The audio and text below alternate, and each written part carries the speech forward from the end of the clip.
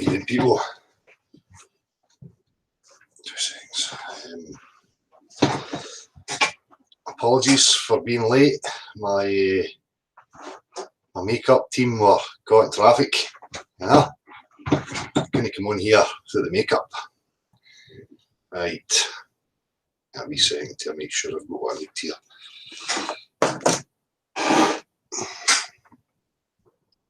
Fucking sun's out and you don't want to be out.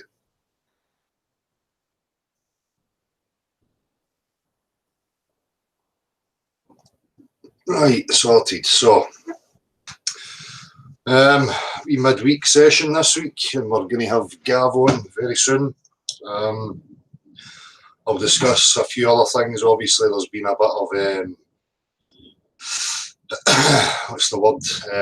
Activity going on recently, especially today, in regards to some mainstream media appearances. So I'll maybe discuss that once we get through what we're going to get through. Anybody new coming to this, I'm just going to make this brief. The people here, me in particular, and many of the people here refuse the globe. There is absolutely no measurable scientific proof that you live on the exterior of a sphere with bendy oceans zipping through a vacuum at untold speeds. That's absolutely preposterous. It is not scientific. There's a science attached to the globe, the science of deception, the science of mathematics, both of which do not prove anything to be objectively true. The main components of the globe are sophistry and mathematical jargon, coupled with images. Now, that combination has confused people and pushed people into a paradigm of religious belief in what they think is science, when it's no science. Science was hijacked. Real science belongs to each and every single one of you individuals out there. It is your common sense, your tools of discernment, your senses, for you to discover and discern and explore the objective reality that you find yourself in. It does not belong to any institution, and if you're handing over that power, your own power of discernment, your own power of critical thought, and you're handing that over to an authority, you're a fucking moron, okay? And you need to snap out of it really quickly. You're not a smart ass, you're no part of anybody's team, you're a fucking embarrassment. That's it. I know it's difficult, the same as it was difficult for the rest of us, trying to cling on, desperately cling to a belief because it's a very scary prospect to have the foundations of your very existence whipped away from you. It's not an easy thing to face. But if you're determined enough, like people like myself were, always searching, never accepting the narratives and the stories we were told about life and who we are and how we came to be. And if you're one of these people, you will push through. It will make sense. Okay? So, I view myself as being born into a captive situation, being born into a cult. Okay? This cult with its little symbols, its mantras, and its dirty little fingers in every aspect of our life. Education, media, politics, the whole lot. Okay?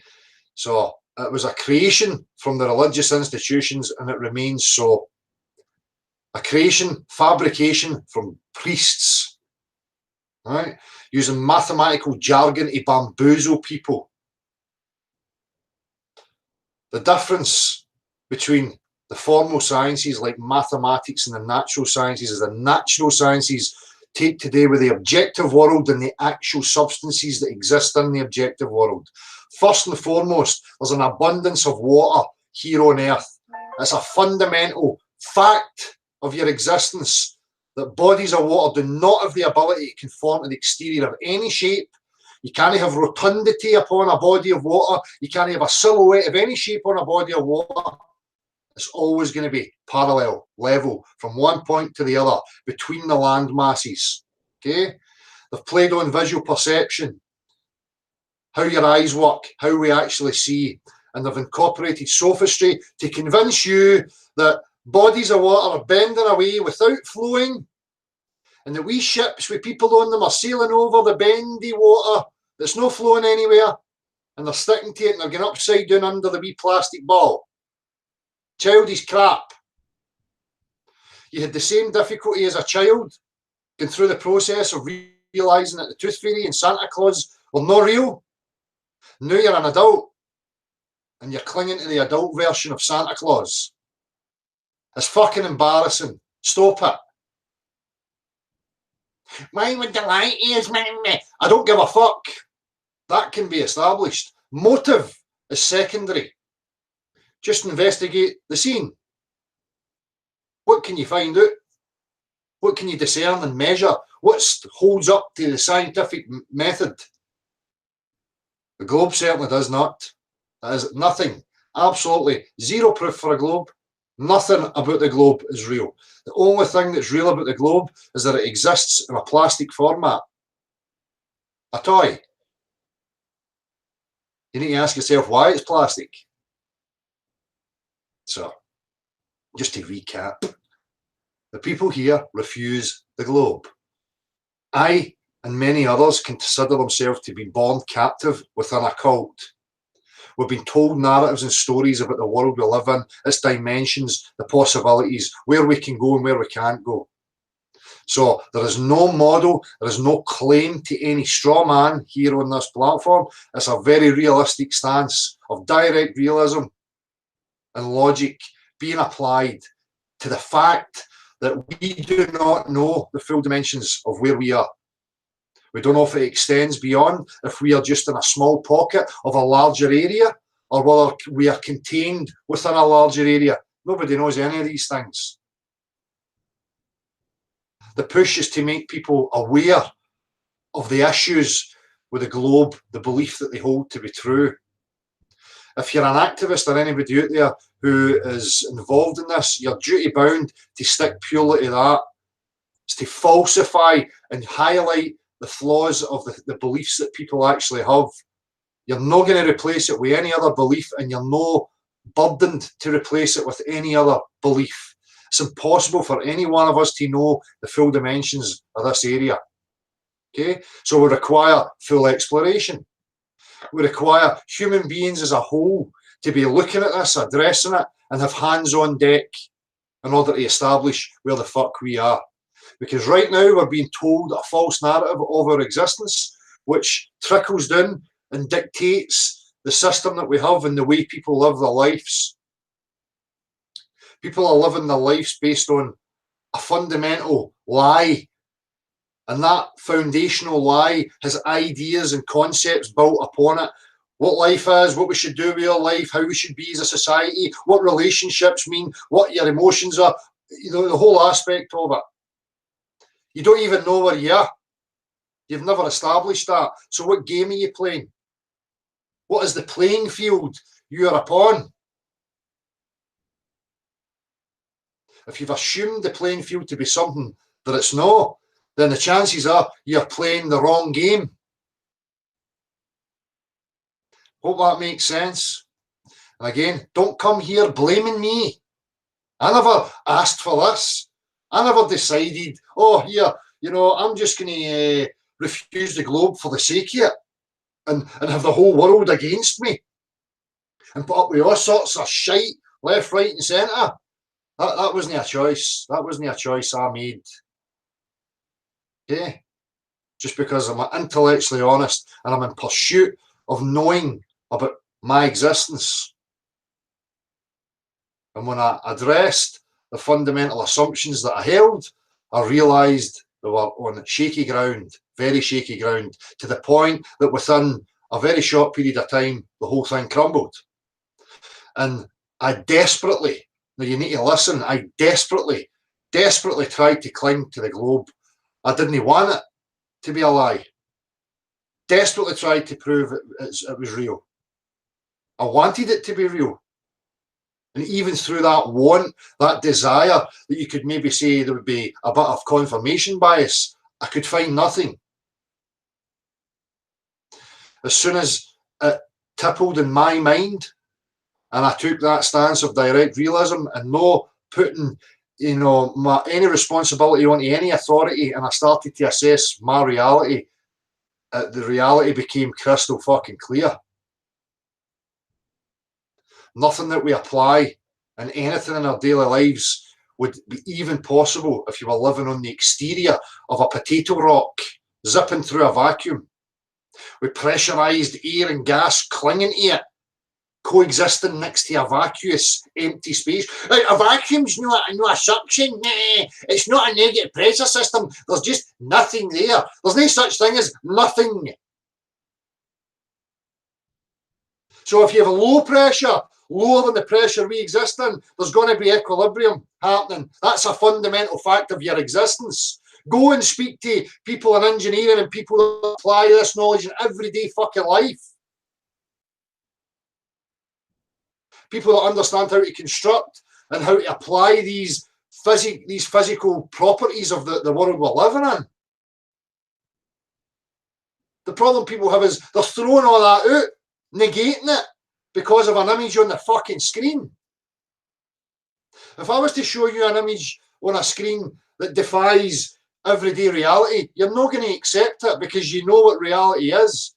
So why is it different when it comes to the globe? You have to ask yourself that. Why are people so committed to it? One of the reasons that people are so committed to it is because if they put up with, you know, obsessive, everyday, you know, pounding it into you, that's where you live from a very small child right into adulthood with no other possibility of anything else being true. Things like flat earth were placed into you to be ridiculed, and that people back then were retarded for believing it, although the people back then are the people who brought us the tools of navigation that figured these things out. And then at a later date it was incorporated and twisted to fit a globe. You don't travel with globular maps and globular tools. You travel and navigate and construct with planar tools. That's because you live on a sphere. No. Because you live on a plane. What the full dimensions of that are, we don't know. I can guarantee you, through actual reality and actual practical demonstration, we must exist in a container of some kind. The very fact that we live in air pressure and that it's filled with liquid. What I'm saying is no hairy-fairy nonsense. These are fundamental facts that you can verify or falsify if you like for yourself, if you're no lazy. If you're sitting waiting for some authority, intellectual authority, to tell you what's right and wrong, you're fucked. You have no place in any discussions or even investigating this. You have to apply your own discernment, your own direct realism, and see what you find. So, as I say, that's the stance we have here. We're not interested in any bullshit. We're not here to push fantastical nonsense. We're here to stick purely to facts. So, people talk about the PSYOPs. I'm just going to mention this very quickly. There's a PSYOP going on with this whole flat earth thing, just the same as the PSYOP of the globe. Pushing your cartoon models while playing people off on against each other in so many different factions. Cult of personality, what's popular and what's not popular. It's the very same attributes that they're now trying to impose into this, when the main cult and the main culprit is the globe. Heliocentrism and the pushers of it. Is it any wonder we exist in a society we're living in right now, when people think they're just a random chance that came from nothing? And it all just happened from nothing and nowhere. There's no responsibility to you. You evolved from a singular-celled organism. Your life's determined. There is no responsibility. There is no accountability for any particular individual under that bullshit. But that's what's been sold to people.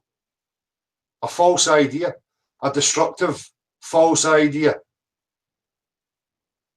that negates the very things that are fundamental to a human being's life. So, anyway.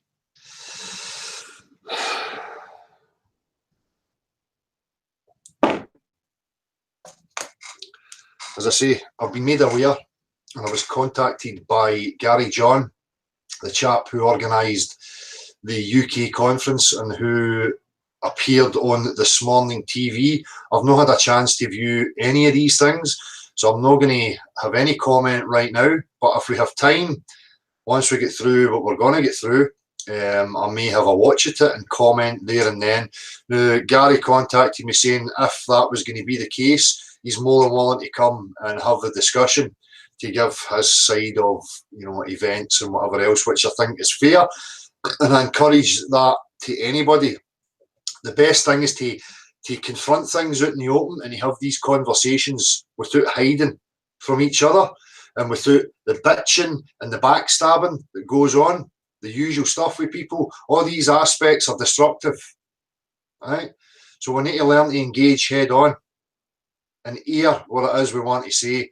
The people get, the communications like that break down because people get anxious and emotional because, you know, they're always scared of confrontation. But we can have confrontations and we can discuss things openly and honestly. As long as it's open and honest, then the communication will never break down. Okay, so we'll see how it goes. I don't know how much we're going to get through before that. We just need to play it by ear. So anyway, that's enough of my fucking rambling. Give me 2 seconds. Gav, you're here. Good stuff. Good evening. You all right, mate? Yep, I'm fine, thanks. Cheers. Nice one. Sorry, I'm just going to acknowledge the people in the chat as well, quick. Just a wee, mate. Jonah Worms, how you doing? Jamie Brown, Stephen Watson, Brandon Cook, Tracy Storia, P900 Cool Picks. People check out P900 Cool Picks channel. Has been doing some observations, some long distance observations, which are very good. I highly recommend people check that out. Veracity, Matthew C4, Science Proves It's Flat, Flat Earther, how you doing? Dave Hinkle, how you doing? Beyond Belief, how you doing, mate? I've sent you a message on your YouTube channel. Sandman, how you doing? David Jackson, Anne-Marie Murray, Kawabunga Joe, Magumba, how you doing, mate? Gowron 339, David Holdsworth, Coco, what's that shit? Coco 12, Andy Baldwick, how you doing? Pat Mustard, Flatman, how you doing, mate? John Wick, how you do? Luke Marshall, Nay Probs, P900 Cool Picks. Neil McCrobb, Anne-Marie Murray, Stuart Lundy, how you doing? Rebecca's Way, Andrew Canavan, Daniel Reed. Right, it's nice to see you there, people. Stationary Plane, how you doing, mate? Aye, we'll come back to the chat, but I have a guest. Yes, you do. Hey, listen, I got that feed as well, the live breakfast TV thing this morning, so might be quite interesting to have a look at it. I haven't had a chance myself either. So. Well, we'll get through some of the stuff we're going to do here, and we'll play it and we'll have a wee look at it. Right. Yeah. Nice one. I thought on you go. Oh, bad one, mate. There you go. I was just going to say, I thought I'd start with a wee quiz. Do you know what Scottish national animal is? The Scottish national animal? Aye. No. On you go, Google it. I want to see your face while you're Googling it. That's a joke. Yeah, Scottish. Aye, just Google the Scottish national animal. Maybe there's folk in the chat who already know the answer, but you'll be surprised, I think. Unicorn! Well, actually, I did know that. That's fucking terrible that I didn't realise that. It's on the passports, isn't it? You know, it's chained to the crown. You know, says a lot. That's right, yeah. Apparently the history of it is that the unicorn and the lion are always fighting each other. They're, you know, eternal enemies. And the English adopted the lion as on their standards. So that's why the Scots adopted the unicorn. But I'm not sure if I believe that version. What dimension is this happening? Very good question. I wouldn't mind watching a unicorn be a lion fight. Yeah. I just thought it was quite funny, since we do use unicorns to point out fallacies, then we're using Scottish national animal to. Sure. A wee subliminal for you, you know? Right, absolutely. So I was in a wee car accident this afternoon, mate, so I didn't get a chance to look at any of these things. Some foreign guy in a rented vehicle went right into the sides, so bummer. Took up all my time, you know. Car okay? People okay? I don't know. It looks. I don't know if the water's going to be written off on it. You wait and see. Oh, but we'll see how it goes. So I'll let you lead the way here. Aye, sure. So I remember we hold on. I'll just share my screen here.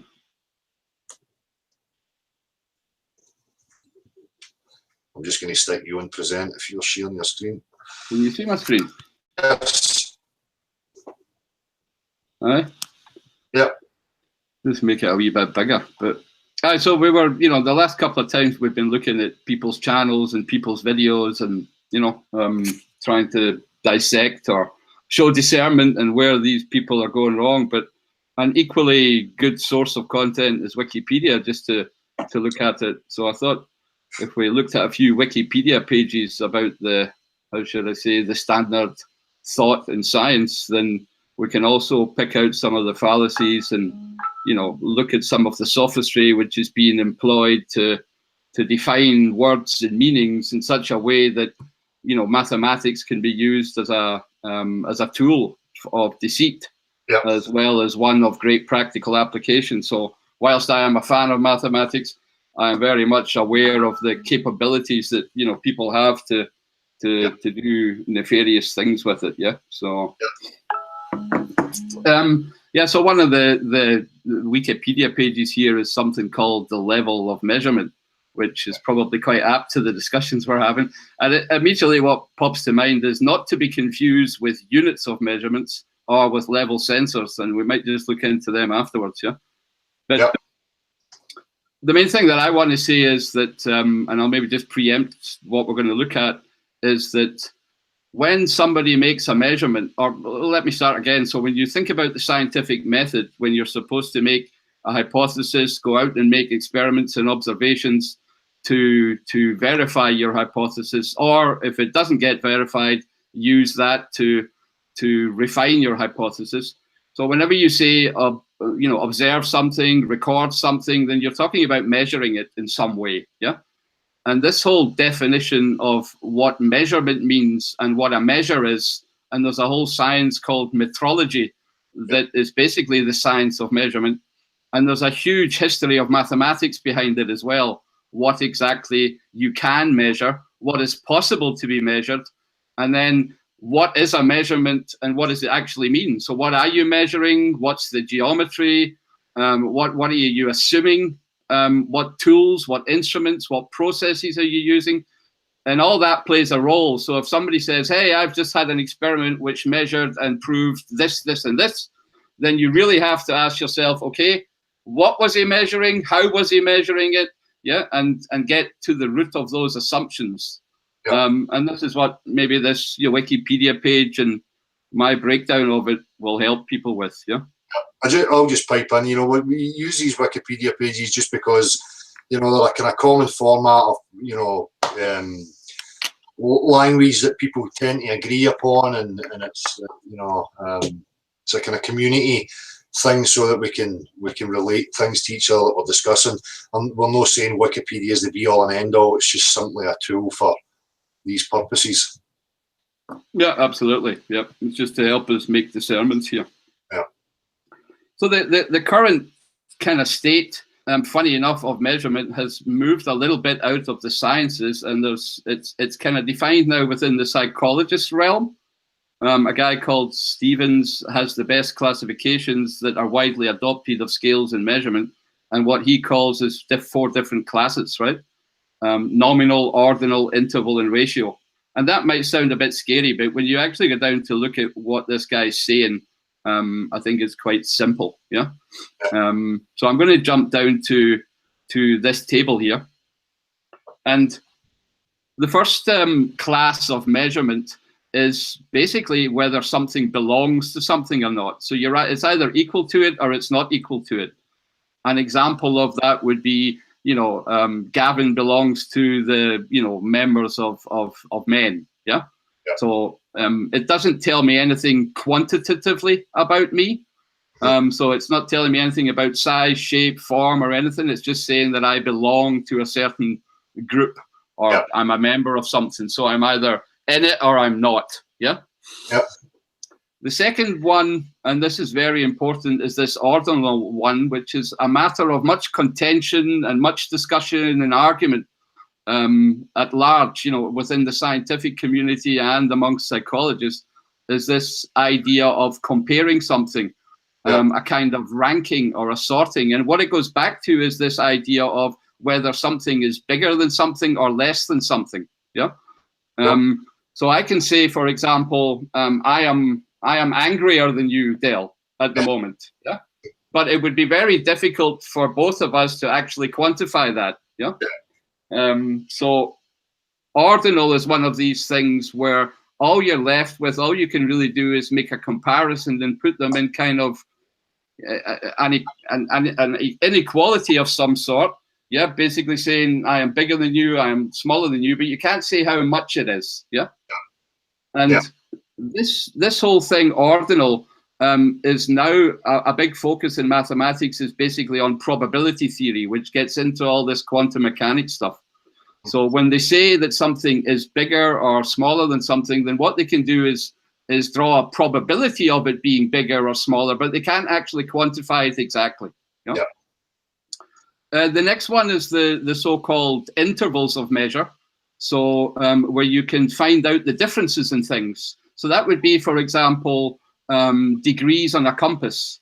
I can split a compass up into, 90 degrees, and I can say the degrees of difference between one direction and another one is a certain amount of degrees. Yeah. But so I'm basically just discerning the difference in things.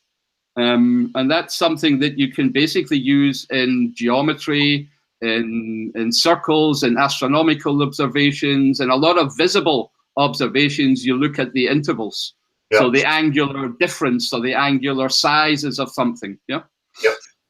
And the very last one is the ratio. So this is the one where you can actually measure exactly how much it is in terms of a ruler, for example. So I can say something is 1 centimeters long, and I can say, good, this other thing is 10 times as big, so it's 10 centimeters. So where I can actually really quantify what is double of the size or what is half the size, so I can really quantify the relationship. So these are the 4 kind of measurement classifications that you have, or types of measurement that you can do. Yeah. Now you can see that ratio, this bottom one, where we're talking about the physical substances of lengths or magnitudes or things like that, are very much rooted in direct realism, let's say. Yeah, we can actually measure that.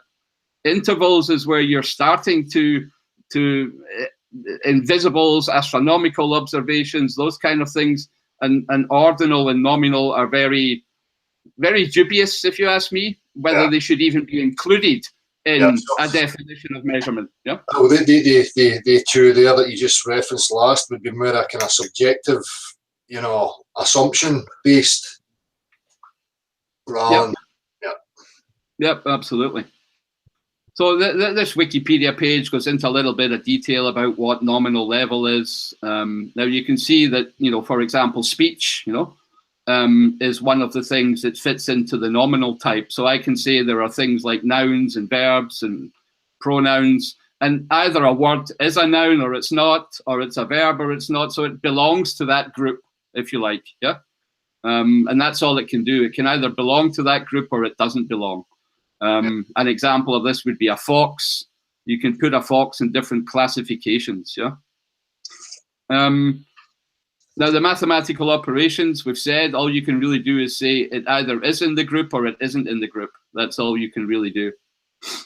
The ordinal scale is where it starts to get a little bit, as I say, how should I say, dichotomous, because this is where kind of opinions and consensus is tried to get. So if you if you take part in a consensus or an opinion or some research, then basically you usually get kind of 5 questions. You know, do you agree with this wholeheartedly? A little bit, none, not at all. You know, you get kind of ranges that you can choose. Yeah, but again, it's not an absolute quantified amount. Yeah, there's nothing absolute about it, and it's something that's used very much in that kind of thing, market researches, but also in all the psychological tests that you do. Yeah, so if, for example, you're measuring people's IQ, you would do it with this kind of ranking. So, you know, all you can do, for example, when you measure somebody's IQ is to rank them in terms of each other. You don't get a definitive score, if you like, or a quantity. Yeah. So these psychrometrics or questionnaires, these are all things that use this ordinal scale. And again, I would question whether that really is measurement as measurement should be defined. Yeah. Yeah. I quite like Wikipedia, by the way. They seem to have done an update to something where if you hover on with your mouse, you get little pop-ups. Yeah. Which I think is quite cool because it saves you jumping from page to page and losing your place. Exactly. End up with 400 tabs opened at the top.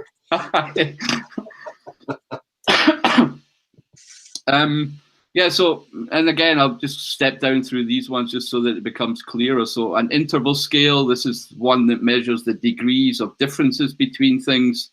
Yeah. An example of that would be temperature, right? Where we basically take 2 defined points, the freezing and the boiling point of water, and then we separate that into 100 intervals.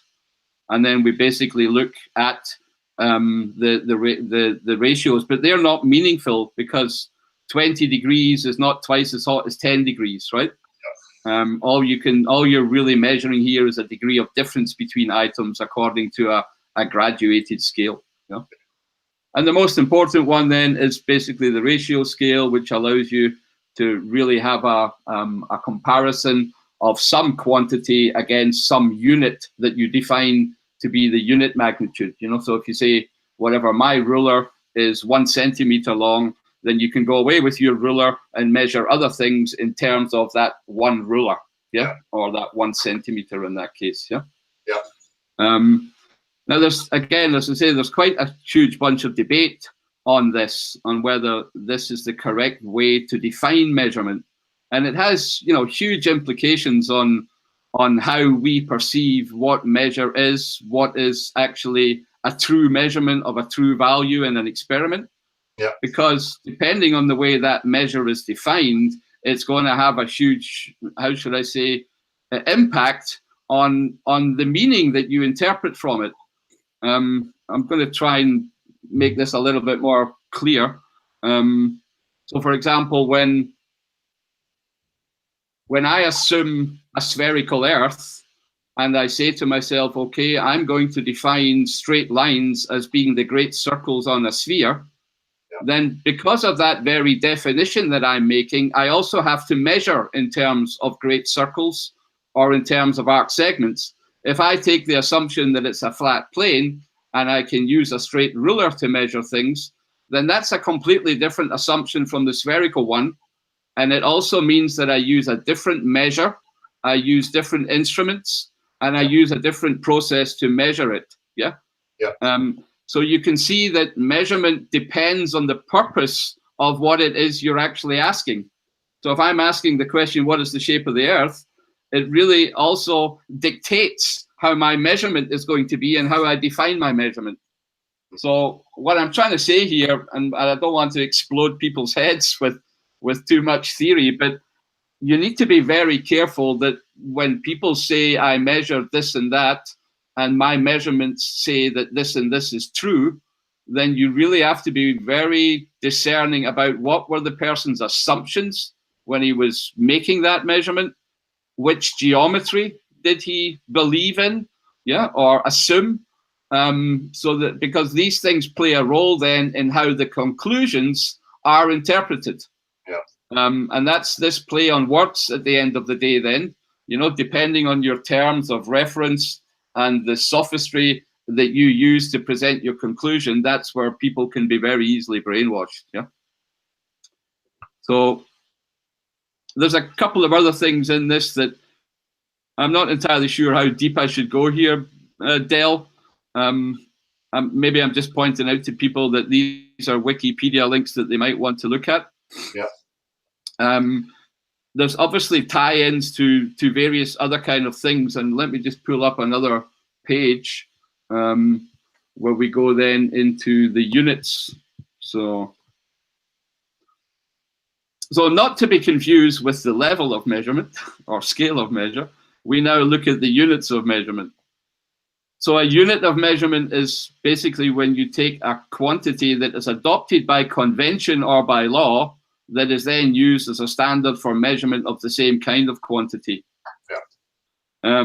So people have now defined the meter to be, the length of something, and that's the way we measure things now in meters, or generally speaking, in most countries. And all these weights and measures are standardized across multiple nations and countries. Again, we have everybody collaborating, and not fighting around standard weights and measures. And all these systems of units are basically being defined at an international level that, as far as I can see, are implicit in the deception. Because without that definition of measurement and that, how should I say, agreement, you wouldn't be able to make up the stories that they make up, and you wouldn't be able to tell the stories worldwide if you didn't have that international agreement.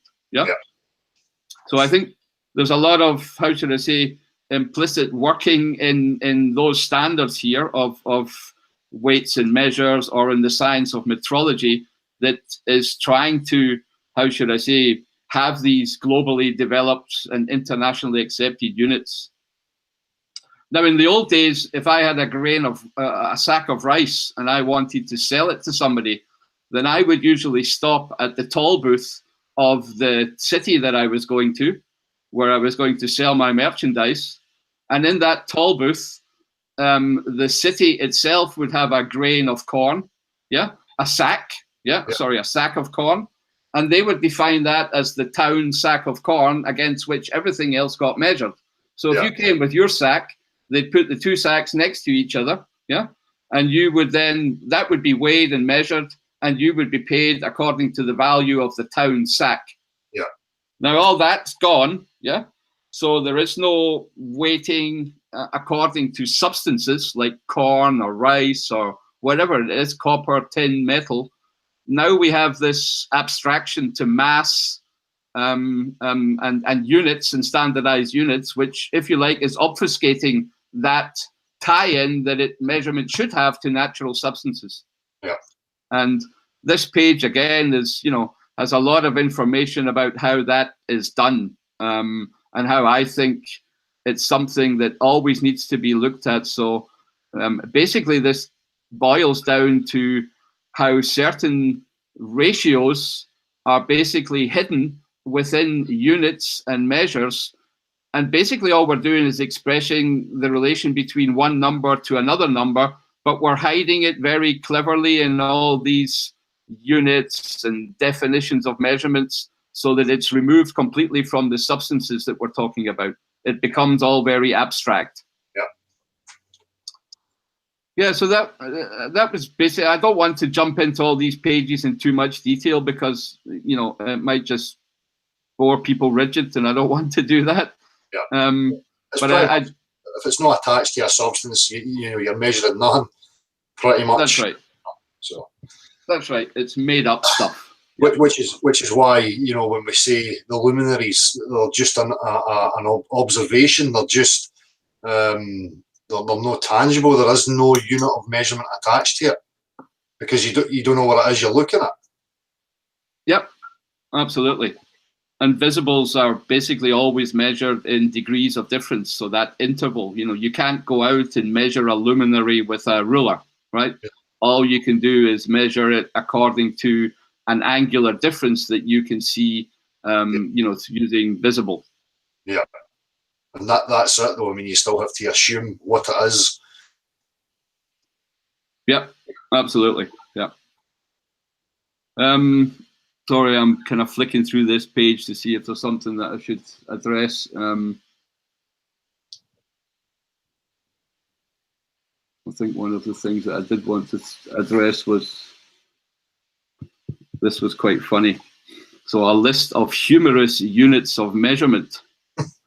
Many people have made use or invented units of measurement for their humor value. So there's a few in here that are definitely worth a laugh.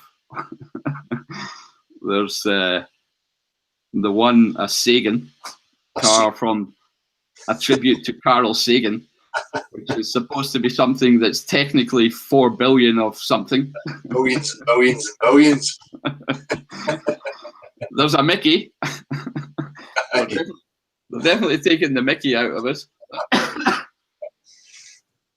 There's one down here called a Garn, which I thought was quite funny. Hold on, I need to get to this. Where the hell was it? There it is. Seasickness, Garn. The Garn is a unit used by NASA to measure seasickness and travel sickness caused by space adaptation syndrome. named after a senator who was frequently sick during tests. Yeah. A score of 1 Garn means the sufferer is completely incapacitated. So I guess they're just making that up to make it sound more plausible, probably, you know, making up these wee stories. The other thing I wanted to pull back onto is this wonderful theorem here. Now, I don't know if people know this Theorema Egregium. Now, it basically means the remarkable theorem, which is a great name to give something, right? And what this theorem says is that you can determine the curvature of a surface from measurements made entirely on the surface, so that it is absolutely independent of whether the surface is embedded in a 3-dimensional Euclidean space or not. Now, Gauss called this theorem remarkable, and one of the reason he had to call it remarkable was that he started out with the premise that his surface was embedded in a 3-dimensional space, to then go on to prove that he didn't have to measure or know anything about the extrinsic space, and all he needed to do was measure stuff on the surface. Yeah. And that's why he called it remarkable. I would prefer to give the name bullshit to this theory, right? And I'm being an absolute heretic here because Gauss is revered as one of the prince of mathematicians, right? Yeah. But as far as I can see, what this man did was basically make up this mathematical sophistry to equate 2-dimensional spherical geometry with a 3-dimensional physical ball. Yes. So you've heard me saying this before, that when you look at the geometry of a spherical surface and that of a 3-dimensional ball, the geometries are absolutely similar. You can hardly tell them apart. But a spherical surface is really only a 2-dimensional object, mathematical object. You have to imagine it being unnecessarily, it doesn't need to be in a 3-dimensional space. It can exist for a mathematician without actually being in a 3-dimensional space. So if you think about a 2-dimensional surface, then there's no difference between that and a planar geometry. You've heard me talking about this before. I think that planar geometry and spherical geometry are just two different forms of the same thing. They're both 2-dimensional geometries, but you just have different definitions of straight lines. Yeah. But what Gauss did was basically manage to equate that whole thing to being a 3-dimensional ball that actually is then floating in a vacuum of space. Yeah. So that's where, if you like, the deception was taking 2-dimensional geometry and pretending it was really applicable to a 3-dimensional ball, in simplified terms. And this is also, it's quite an eye-opener, again, for anybody mathematically inclined, what the guy is saying. Again, I don't want to go into in too much details, but it has so many applications to map projections, to the way that we do everything in terms of the geometry of surfaces, and that means all kinds of mapping and navigation and everything that we do when we look at things astronomical. Yeah. And the thing that ties into that one is then his very basic definition of curvature. And again, I'm not going to get into the maths here, because I always think it's enough to look at the basic assumptions behind it. Yeah. You don't need to worry about the maths, people. You'll see the fallacies already at the beginning. Yeah. That's where the problems lie in all these things. And it even says it here, you know, intuitively, curvature is the amount by which a geometric object, such as a surface, deviates from being a flat plane, yeah, or a curve from being straight, yeah, as in the case of a line. But this is defined in different ways depending on the context. There is a distinction between extrinsic curvature and intrinsic curvature. And this, you know, how should I say, artificial difference that these guys made in their mathematics allows them to get away with talking about a three ball as two-dimensional mathematics and the other way around, so that they can go easily between planar geometry, spherical geometry, and making us believe that that is what is on a physical three-dimensional ball, yeah, and that all these things are the same. And they're basically just doing it by redefining the difference in mathematical definitions. Yeah. There's one, if I find the word geodesic, there's actually quite a good lookup for that.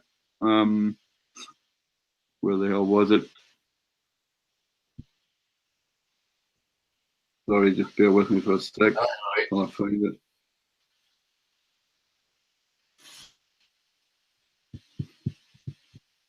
So Mr. Riemann. So geodesic, if you see this little pop-up here, geodesic is a generalization of the notion of a straight line to curved spaces. And basically what it does is it redefines a straight line on a plane to be the great circle on a sphere. Yeah. And that's all it's really doing. It's a change in mathematical definition of the geometry. And when you do that, then you can basically go on to interpret what you mean in terms of spherical geometry. All your calculations will be correct. They'll be exactly the same as planar geometry, because the actual equations are based on the definitions, and you've changed the definitions, right? So you can continue to tell stories, let's say, right? I mean, it's as simple as that, right? You're assigning different words and meanings to the assumptions that you're making, and then you're interpreting your conclusions based on these new definitions. Yeah. So, you know, this whole idea of changing a straight line to a curved line or to a great circle is basically the whole of science of geodesy, where people say that they are measuring the size and shape of the Earth using all these geodetic surveys. Yeah. And that whole science is rooted in this basic assumption of going from planar geometry to spherical geometry by changing the definition of a straight line. Yeah. And that's what I mean from my introduction when we were talking about the different levels of measurement, that you need to be very careful that when you're looking at the degrees of difference or the magnitude of something, then it depends very much on which geometry you've assumed. Yeah. Because if you've assumed a straight line, or if you've assumed a great circle or an arc segment of a great circle, then you've got two very different ways of measuring things. Yeah.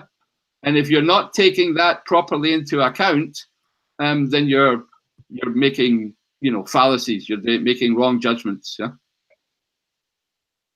Good. I don't want people to lose the will to live just because I like mathematics.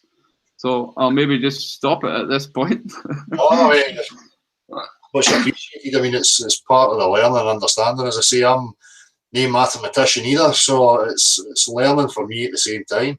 So I think it's important for people to have, you know, other tools in their armory, you know. And that's it, you know, everybody's got their own place expertise, and that just happens to be yours. So I'm more than happy to have you representing that. I'm more happy to do my best to show what's going on. I'll just be the understudy for that, you know.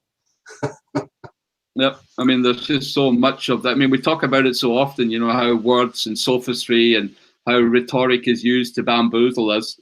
And what I'm trying to make clear is that it's very, very deeply rooted in mathematics, that same kind of sophistry. Yeah. Not because mathematics is an inexact science, but just because depending on those assumptions and axioms that you make, you are going to be telling a different story at the end of the day.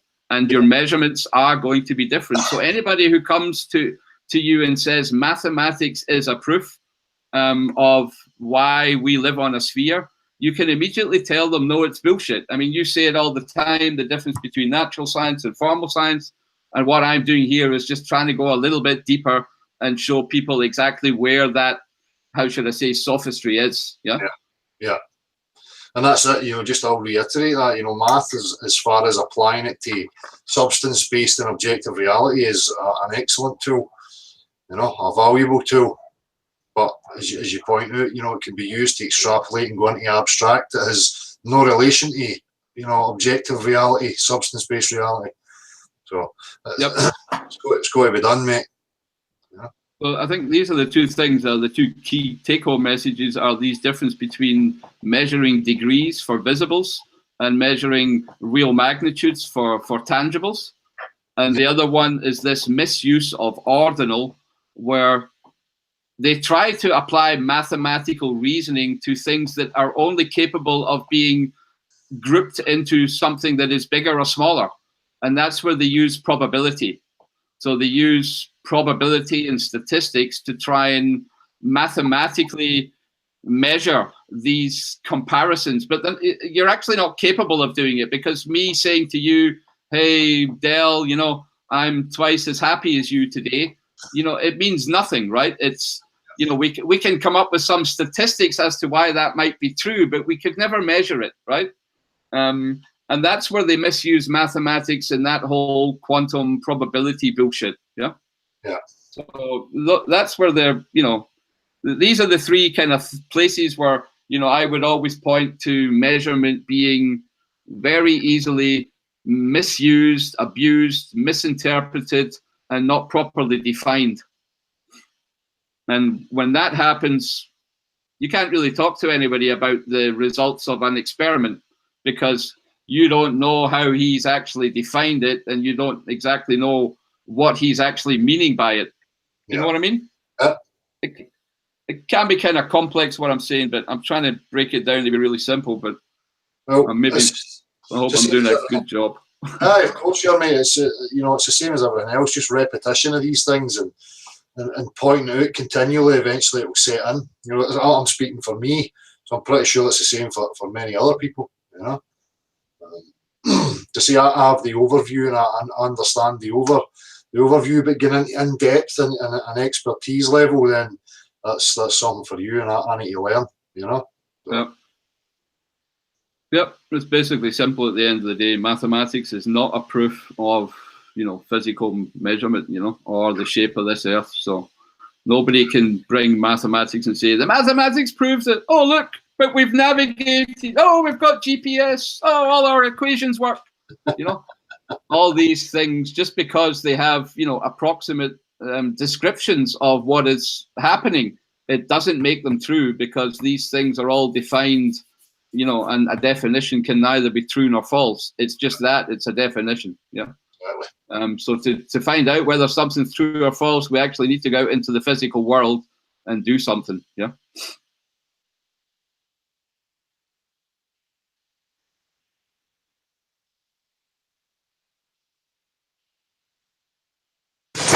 Sorry about that, mate. I just had to.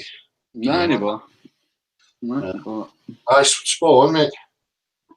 Cheers for that. Right. Well, we'll knock that in the head then. That'll be enough for most folk. It's just, as you say, it's just more clarity on, you know, me always saying there's a difference between substance-based, you know, science and language-based, you know, and it has to be understood. So, again, I appreciate it, mate. Yep. So all I can say is everybody listen to Del. He's absolutely correct. There is a difference, and it needs to be known by people. Yeah. Yeah. And don't let them get away with it when they come with that bullshit, with that argument about mathematics, or get browbeaten into thinking, oh, I don't know mathematics, so I can't discuss it with them. So, okay, you win, Because I know that can be difficult, because it can be very, I don't know, overbearing or powerful or seemingly powerful, the argument. But it's not. No. I think that's what we need to try and boil it down to. Huh? Exactly. And it's never, it can get as intellectual as it likes. It's never going to stand up to practical demonstration and show me bendy fucking bodies of water. I mean, people can get it at that level and commit and stick to that because they know that to be true. Yep. As for other people who are trying to pursue a deeper level understanding, then what you're offering is hugely important, hugely relevant to that. Yep. So, I mean, I'd love to have these discussions with anybody who thinks he's, he knows what he's talking about, or in terms of mathematics. And all I can say is, again, people look really, really closely at the basic assumptions. Don't look at the equations where it gets all fancy and symbolic. And, that there's no need to go there. Yeah, you just have to pull them back to, well, what is it you're actually assuming in your mathematics? What are your axioms? What are your assumptions? Yeah. And if you pull them back to that, they haven't got a leg to stand on because mathematics doesn't provide proof. Yeah. It's a descriptive language, and that's all it is. Yeah. Exactly, mate.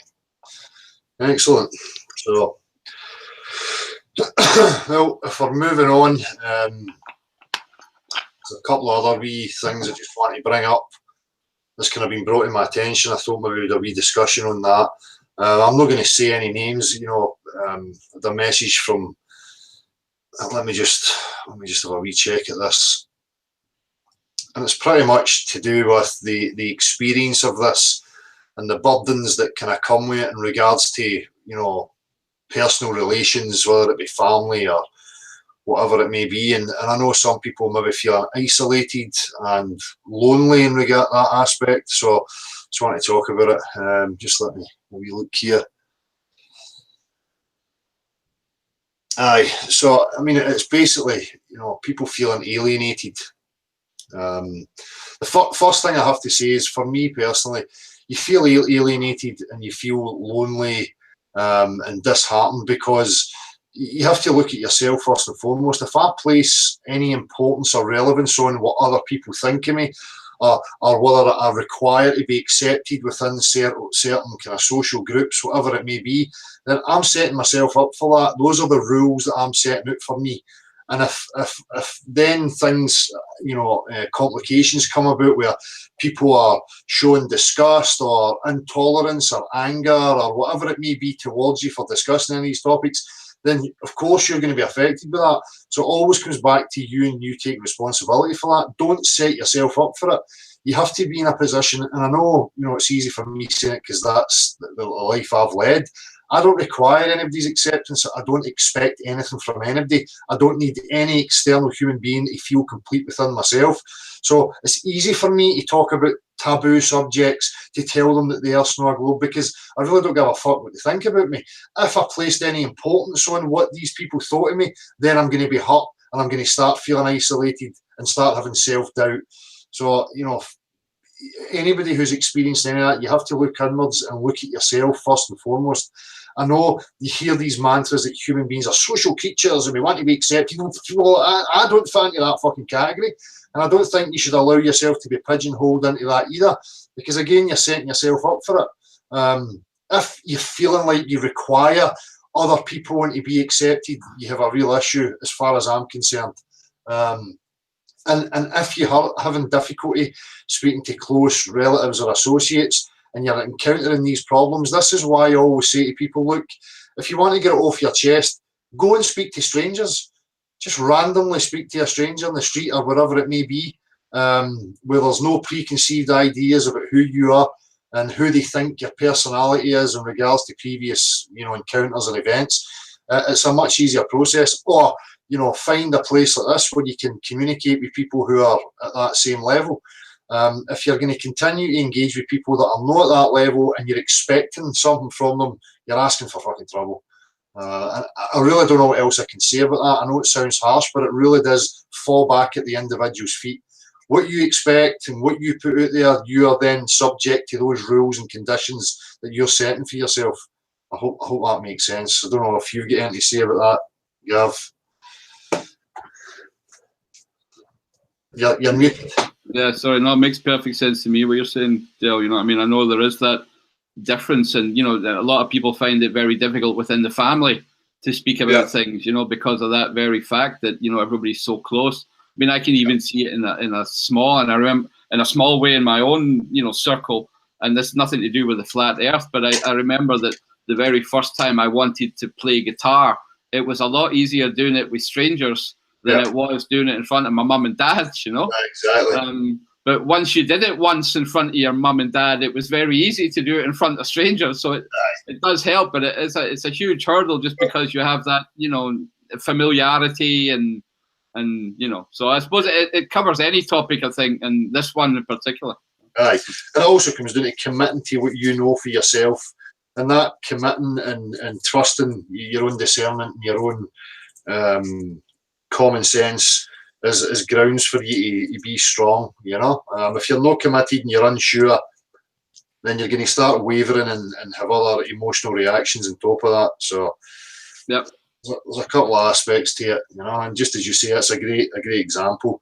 You know, you play in front of strangers, you get your confidence, you're sure of yourself, and then you can go and play in front of your mum and dad because you're not scared of you know, making an arse of yourself or whatever these delusions are within people's minds, you know. Yep, no, absolutely. I think that's has a lot to do with confidence, you know. I think, you know, confidence breeds, you know, the better you get at things, the more confidence you get, and the more confidence you have, the easier it is to get better at things, you know. So it is a kind of, you know, upward spiral. And it's the same with this topic, I feel, you know, the more you learn, for example, about the heliocentric model and you're able to pick it apart where the fallacies are, the more confident you become in your own knowing, and then if you start trusting your common sense, then you get even more confident, and then, you know, all these things spiral up to you for you to be a great proponent of the flat earth, let's call it, right, or against the globe, because you're very secure in what you know, and you can see the bullshit and you can call it out as that, so you can articulate it and represent it properly, which again, you know, is probably leading into what we're saying. For me, there's a huge responsibility for people to be equipped with that, especially when you're engaging with new people or even further into like the mainstream narrative and getting wide exposure. For me, that initial contact, that initial thing that people are hearing is hugely important for me, because, you know, people will say, well, it's progress anyway, but for me, you know, and that's another aspect of this, is impatience and people feeling burnt out because they want it to, you know, evolve quicker. I forgot what I was doing with that. I know, but I think I know where you were going with that. So, you know, I'm very skeptical about, you know, this exposing it now larger and larger and larger.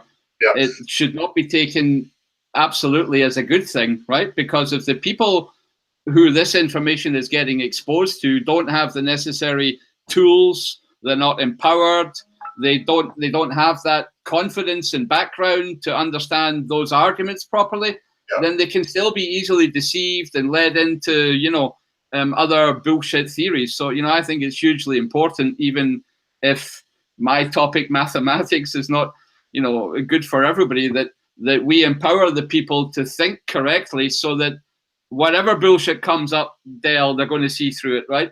Because I still worry about that. You know, this public exposure, breakfast TV this morning, you know, are the correct messages being given out, or is it just going to make it worse because the people don't have the tools of discernment properly? Do you know what I mean? Well, my two concerns in regards to that would be, you know, just, you know, putting out a kind of hypothesis, whatever you want, you know, an idea of what I could see possibly happening. You know, I could look at a scenario of an agenda to bring it about in a way where it's ridiculed and they try to sweep it under the carpet. So you could then have, you know, agent provocateurs who are going to be these faces that are going to appear up in order to take it in that avenue. Or the other scenario is that there's an unravelling, but they want to offer us a new paradigm that is another falsity, another lie. So you're still going to have certain characters to play out the game, so that certain characters are going to get exposure while other characters are pushed under the carpet, if you like. Yeah. So that information is not getting to the wider populace, because people have to remember right now the majority of the population are in total ignorance. So their initial contact with us is going to be huge. It's going to impact the direction that they go, what they're looking at, what they think about it. And for me, there's a huge responsibility there with that. And I'm always very wary of these things.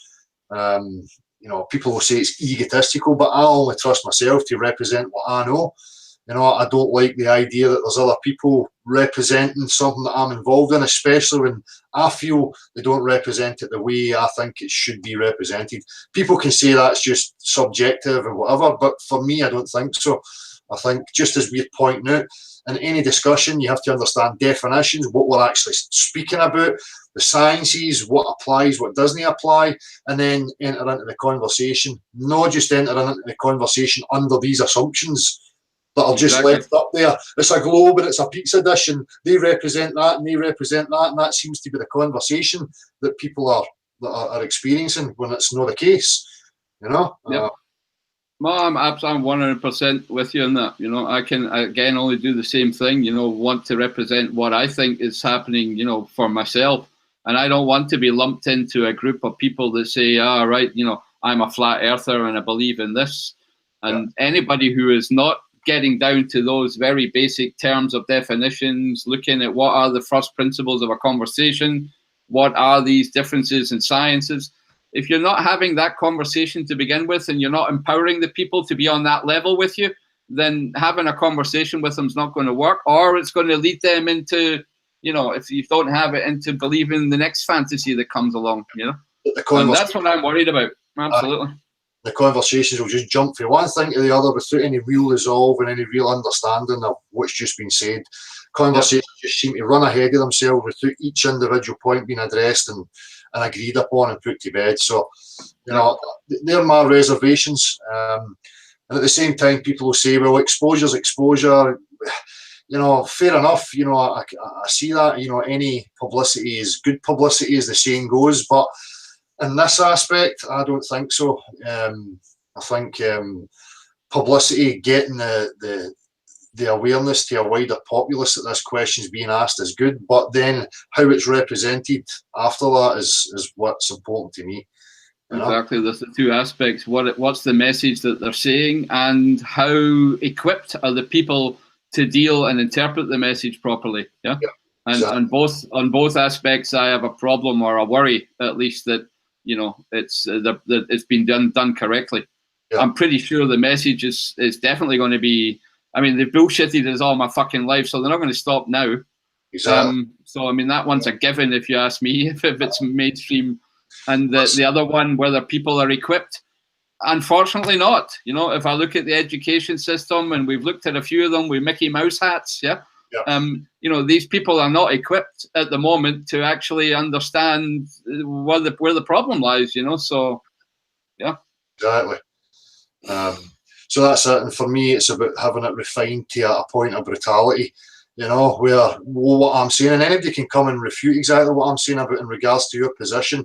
And as I keep saying, the position for me is, you know, this loaded term of flat brings about so many problems. That's why they continually throw that straw man there. You know, if you're addressing anybody in this conversation, you should be addressing it from the realistic stance, which is, you know, you're not making any claims to what it is. You're focusing purely on this claim of the globe, and then continuing the conversation from there. You know, if you allow them to throw in the straw mans, automatically in people's minds they have this dichotomy of the cartoon globe, the cartoon flat, and that these are just people having a debate. You know, and the majority of people feel as if they're on the winning side, which is the globe, and it's just a big fucking soap opera. You know, when really there is no two sides. There only is one reality, and that's it. So, and that's what we should be discussing together. Yep, and finding out more about. Absolutely. Exactly. So, we'll have a wee pull up of this video. I'm going to have to find one, actually. Just bear with me. Aye, you are. I'll be back in 1 sec. Cool. So as I say, while I'm looking for this, I'll just continue to chat about what it's like to be in these positions. And And of course, I can hugely sympathise and empathise with anybody who's in this position of representing this awareness, if you like, and what comes with that. But as I say, I learned a long time ago that I was destroying myself because of my expectations of other people, my want to be accepted, my want to accept them and for them to accept me and to be part of some sort of community. And I'm not taking that away from people, that may be intrinsic within certain people's natures, if you want to call it.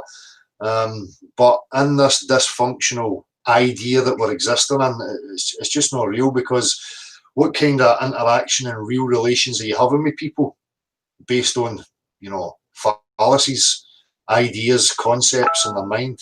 It's meaningless. So for me, I have no issue. I don't give a fucking monkeys what anybody thinks of me, whether they like me, they want to accept me, they want to hate me. I don't give a fuck. All I can focus on is me, and that's where my responsibility is. And that's the same for every single one of you. So, as I say, and if you can do that, stand as an individual and represent the common purpose, and each one of your common purposes, the position, the predicament we are in, in regards to where we are and who we are and what's been told to us. So, right, I've got this here. Hang on, I'll check and see if that's one. P900, you sent this one a comment. Have you seen this from this morning? Hopefully this is it. Oh, that's a Facebook one. We'll see if I just caught this. I'll see if I can get it. Just bear with me here, people.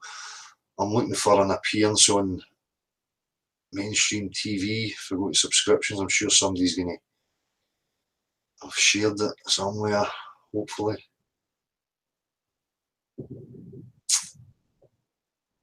Oh, there we go.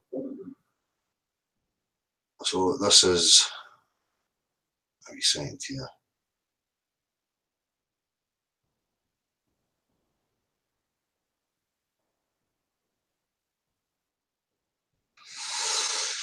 Right, this first one I'm finding in this channel that's mirrored this is Maika's Place, so I hope Maika's Place is no issue with me screen sharing this. Obviously it's fair use, commentary, educational purposes and all that shenanigans.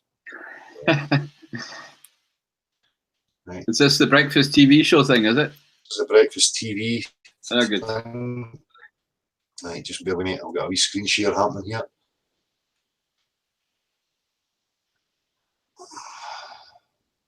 Right. I should be sharing all right, Gav, am I sharing? Right, I can see it. Right, okay. So the men who claim the earth is flat. We didn't land on the moon, gravity doesn't exist, and the earth is flat. Just a few of the extraordinary claims of the men and women who call themselves the flat earthers. So what else do we believe that they say just isn't true? Three people that would go to the end of the earth, whatever shape it is, to prove their theory are Gary Heather, Darren Nesbitt and Martin Kenny, and welcome, gentlemen. Nice to see you. Well, there's lots to get through here. The earth is flat. Why do you say that? The evidence that we've seen doesn't. So, right there, this is for me where I would be correcting Philip Schofield and saying, hang on now, Philip, I'm addressing the claim, which is a globe, and I'm going to tell you that the globe's not real. Because what flat earth do you have to represent? You don't have one. Exactly. We're talking here about refuting claims, not about bringing other hypotheses or fantasies to the table here. Suggests that what we've been told is true. What evidence have you seen? Well, I personally have been to Lake Balaton with FE Core, and we've actually done a laser test. And again here, I'm just going to keep piping in. I would be saying, well, before I go to, laser tests and all that shenanigans, I'd be saying, well, there's absolutely no measurable proof that the Earth's a sphere. Absolutely. And there's actually no need to measure the levelness of water with a laser, since that would be the very definition of level using fluid mechanics, yeah? And people who say, you've not measured water to find it, well, every fucking instrument that you have, from a cup and a vase in your your kitchen to a syringe. You know, they have markers on them to denote exactly how much liquid is going to be in it, because it's a fundamental fact of your existence that the liquids seek the level. So, you know, it's applied everywhere. You know, the water is the measuring tool. Yep. Test from one end of the lake to the, well, didn't do the full lake because it's massive, but we did a 12-kilometre test, and we could actually see the laser from one end to the other. And since then, the guys have actually produced a 40-kilometre laser test. So this guy with a laser debunks all the pictures. See, this is what I'm saying now. He's appealing to ridicule here now and absurdity. You know, suggesting that one guy with a laser is going to, and obviously he's going to say debunk the whole of science and whatever else he's going to say. Yeah. You know, again, the communication's already breaking down. It's not allowing him to start his ridicule and his absurd nonsense because the conversation is a way off on the wrong foot. Yeah, and that's where it's you know, vastly important that people understand what these logical fallacies are, right? An appeal to authority is not destroying any argument. You know, we should be looking at the argument and the content of the argument, and he shouldn't be allowed to use those fallacies. Exactly, and I think there's a psychological fallacy in itself here, just as you say, with authority, because, you know, for the majority of people, you know, I'm just generalising here, I know that I'm doing that, but going on to a mainstream TV, for me, there would be a psychological tendency to be bowing to the authority, to allow the TV presenters to somehow dictate the conversation. Whereas for me, I don't have any respect for these people. It means absolutely fuck all to me. Philip Schofield's just a man. You know, it's just a space and a room the same as anything else. He's not going to dictate to me how any conversation goes. Absolutely. You know, I think that's where people still have reverence, right, for TV personalities or people that have more money or, you know, whatever form of power that you think these people have, and it's nonsense. It's still two men who both have to sit down to take a shit, right? So there shouldn't be any of that at all in the room to begin with. It's two normal sentient beings having a discussion. But he's already, you know, getting up on the high hill. Yeah. Exactly.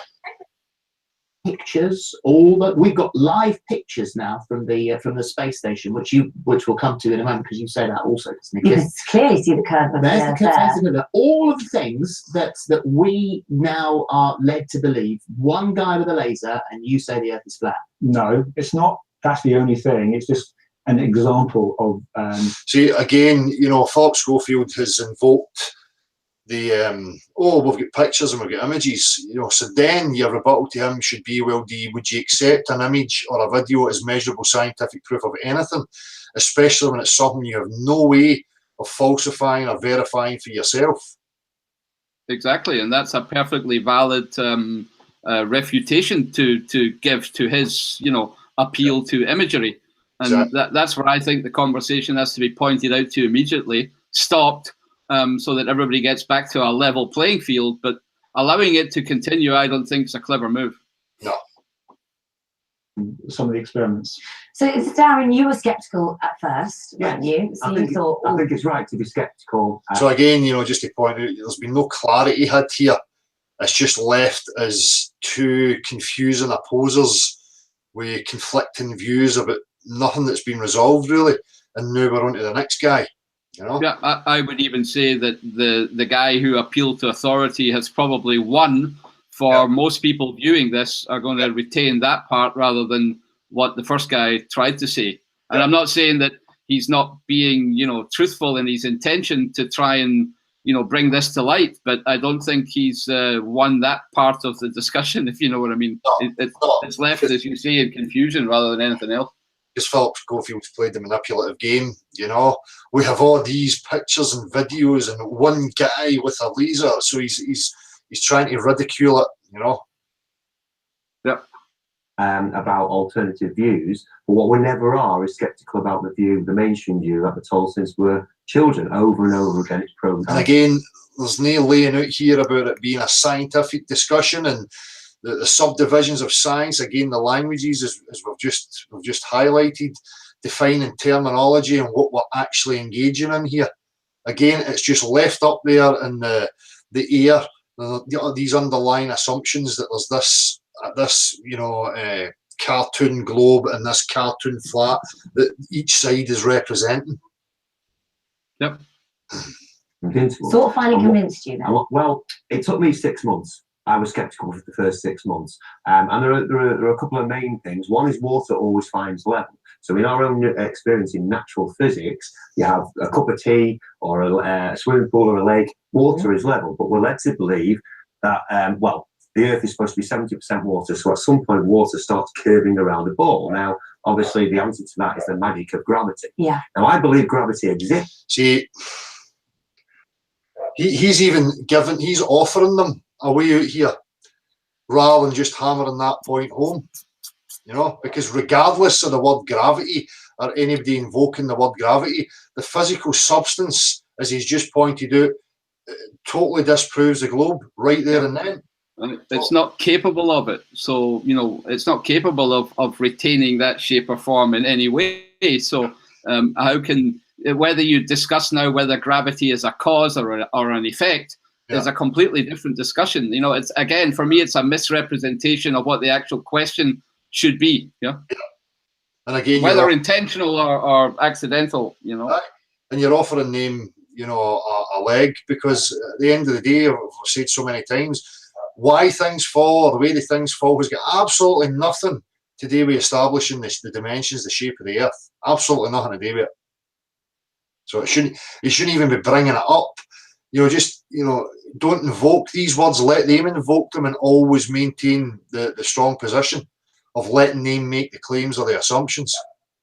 Yep. Oh shit. Like to be skeptical about alternatives programs for the first 6 months. You have to be 70% water. Yeah. Now, I believe gravity exists, but only as an effect, not as a cause. So science itself has never proven gravity as a force itself. What is proven is 9.8 meters. Right, so there you go. He is highlighting that. It's just that it's kind of jumbled up. That the, you know, describing the way things fall is not establishing the cause, which is pretty much the reality of the situation we're in. Yeah, good on him. Yeah, I just think you should bring it right up and hammer the point home. Yeah. This 9.8 meters per second squared is the near constant rate of acceleration towards the Earth all over the Earth. What is happening here? That's what I'm saying. We don't know, and science has never proven that as a force. Obviously, they have proven it. And again, you know, I just be pointing out, Philip, dropping inanimate objects doesn't provide measurement of the shape of the Earth. Simple as that. Stop acting like a moron. Is observed science. Sorry, mate, you going to say something? I'm just going to say, unfortunately, that's the level of the conditioning that people have, though, isn't it? It's part of the cult, the mantras that they've pushed out there. Oh, just ridicule. Look, jump off a bridge. Look, I'm dropping something. Gravity. You know, these are just the mantras that have been pushed to the gullible masses that they regurgitate and repeat with conviction, although it's absolute fucking lunacy. Yep, and I mean, you know, we just highlighted it in the beginning of this hangout, Del. Gravity is the measure of an equipotential surface, right? And we've just talked about these different geometrical definitions. So you can already see that, you know, he's taking the, how should I say, the common sense version of gravity, or what everybody believes is the common sense version to take, not understanding the underlying geometrical, mathematical trickery, let's just call it, for what it is, that's went into it, He's getting the dumbed down common man version of it and believing it wholeheartedly. Exactly. It's that things accelerate at the same rate.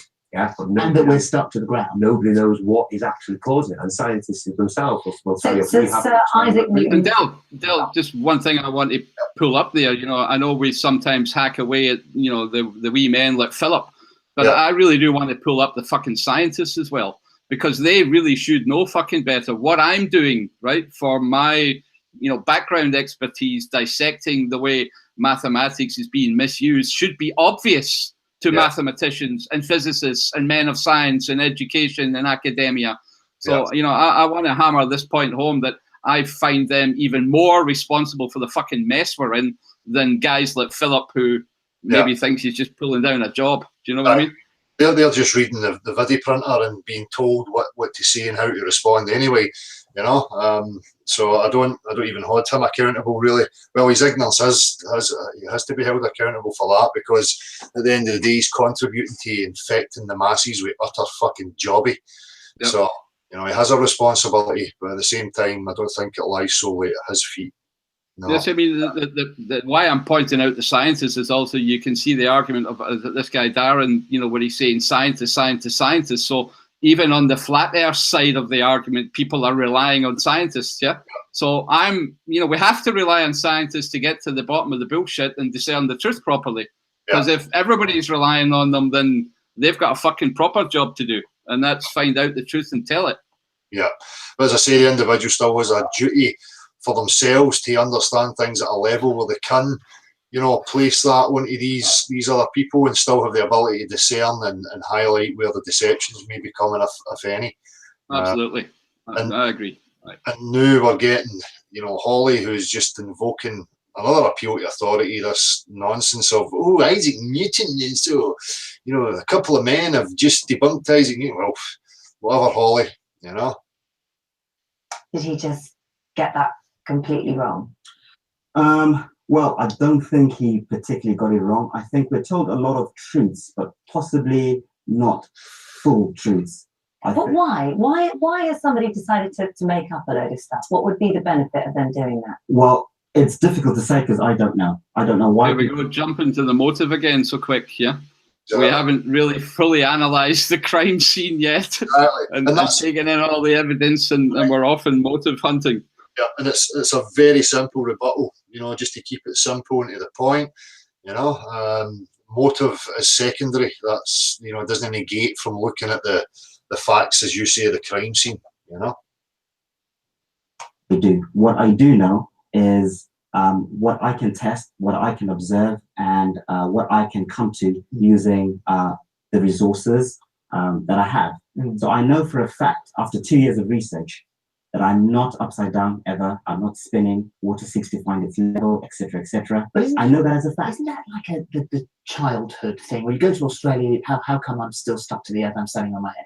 I mean, how absolutely. It is an exactly. That is childish, Philip, to have a belief like that. It's absolutely fucking absurd, mate. Yeah. So Philip's trying to use it like it's a childish way of looking at it, that you're upside down, but that's a fucking reality, Philip. You know, somebody 180 degrees from where I am right now is, from my point, upside down. You know, huge masses of objects and weight and all sorts clinging upside down from the point that I'm at. Yeah, you know, it's childish and stupidity. Yeah, he's tried to turn it 180 degrees, isn't it? I mean, the reality is that we're being told childlike fairy tales. Yep. And again, I pointed out what Gauss did, the differentiation between an extrinsic view, you know, like looking at the Earth as if you were God out in space and you could look down on it, and this idea of the, you know, being on the surface and only being able to measure it. Yep. So, you know, that the childlike fantasy is what they're telling us, that we can stand upside down in a fucking ball. Yeah. And so the coloured gentleman is absolutely correct. Yeah. Yeah. It is new clothes type of thing where we have stopped believing what we've been told is the model in our heads. Yeah. But what we have started doing is accepting what our own senses are telling us. And our own senses, the inner ear is very, very finely tuned, and we know that we are absolutely stationary. What about someone like Brian Cox? Is Brian Cox a liar? Yes. Yeah. There's only one straight answer to that, isn't there? Exactly. About it, you know. If any of these dipshits are depicting the Earth to be something that's contrary to what we're actually experiencing, then of course they're fucking liars.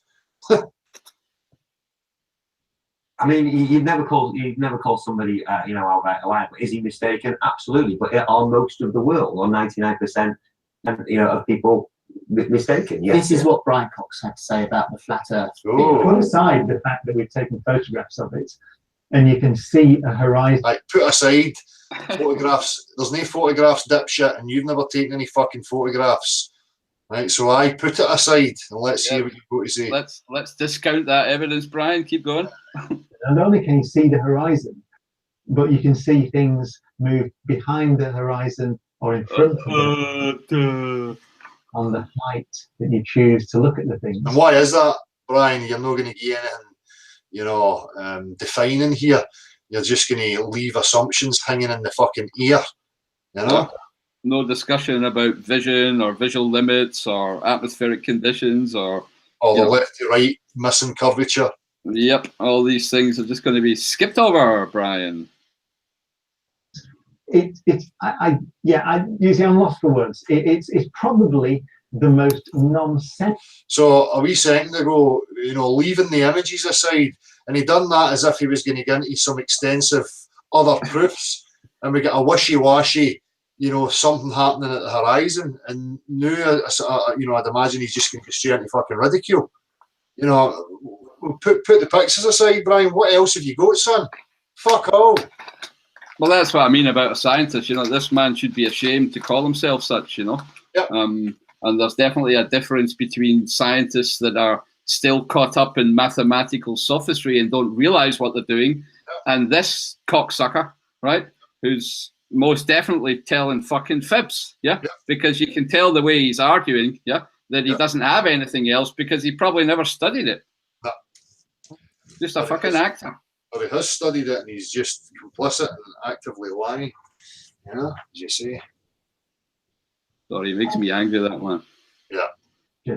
That a thinking human being could possibly make. It is drivel. So there we go. That's from a scientist. So exactly, that's it. That's what we're getting. That's from a scientist. Well, Brian's a scientist of fucking stupidity then. Yep. Well, look, he's already done two things, right? He's broken down all communication, right? He's not wanting any dialogue or any discussion. That's said basically in his immediate thing, even though we've been asking him to come to the platform for 2 years. And secondly, he has brought absolutely no proof of nothing. He hasn't even brought a good argument, as you say. It's just he just lapsed into ridicule. He's just used emotive expression to say it's just ridiculous and stupid or whatever the fuck he was saying. Yep. He was, and he said something very interesting there. He said it's nonsensical, and we say that's actually not true. What our own senses tell us is that the Earth is But stationary. nobody's fallen off the edge of it. Nobody has at fallen off what the point? edge. They heard that.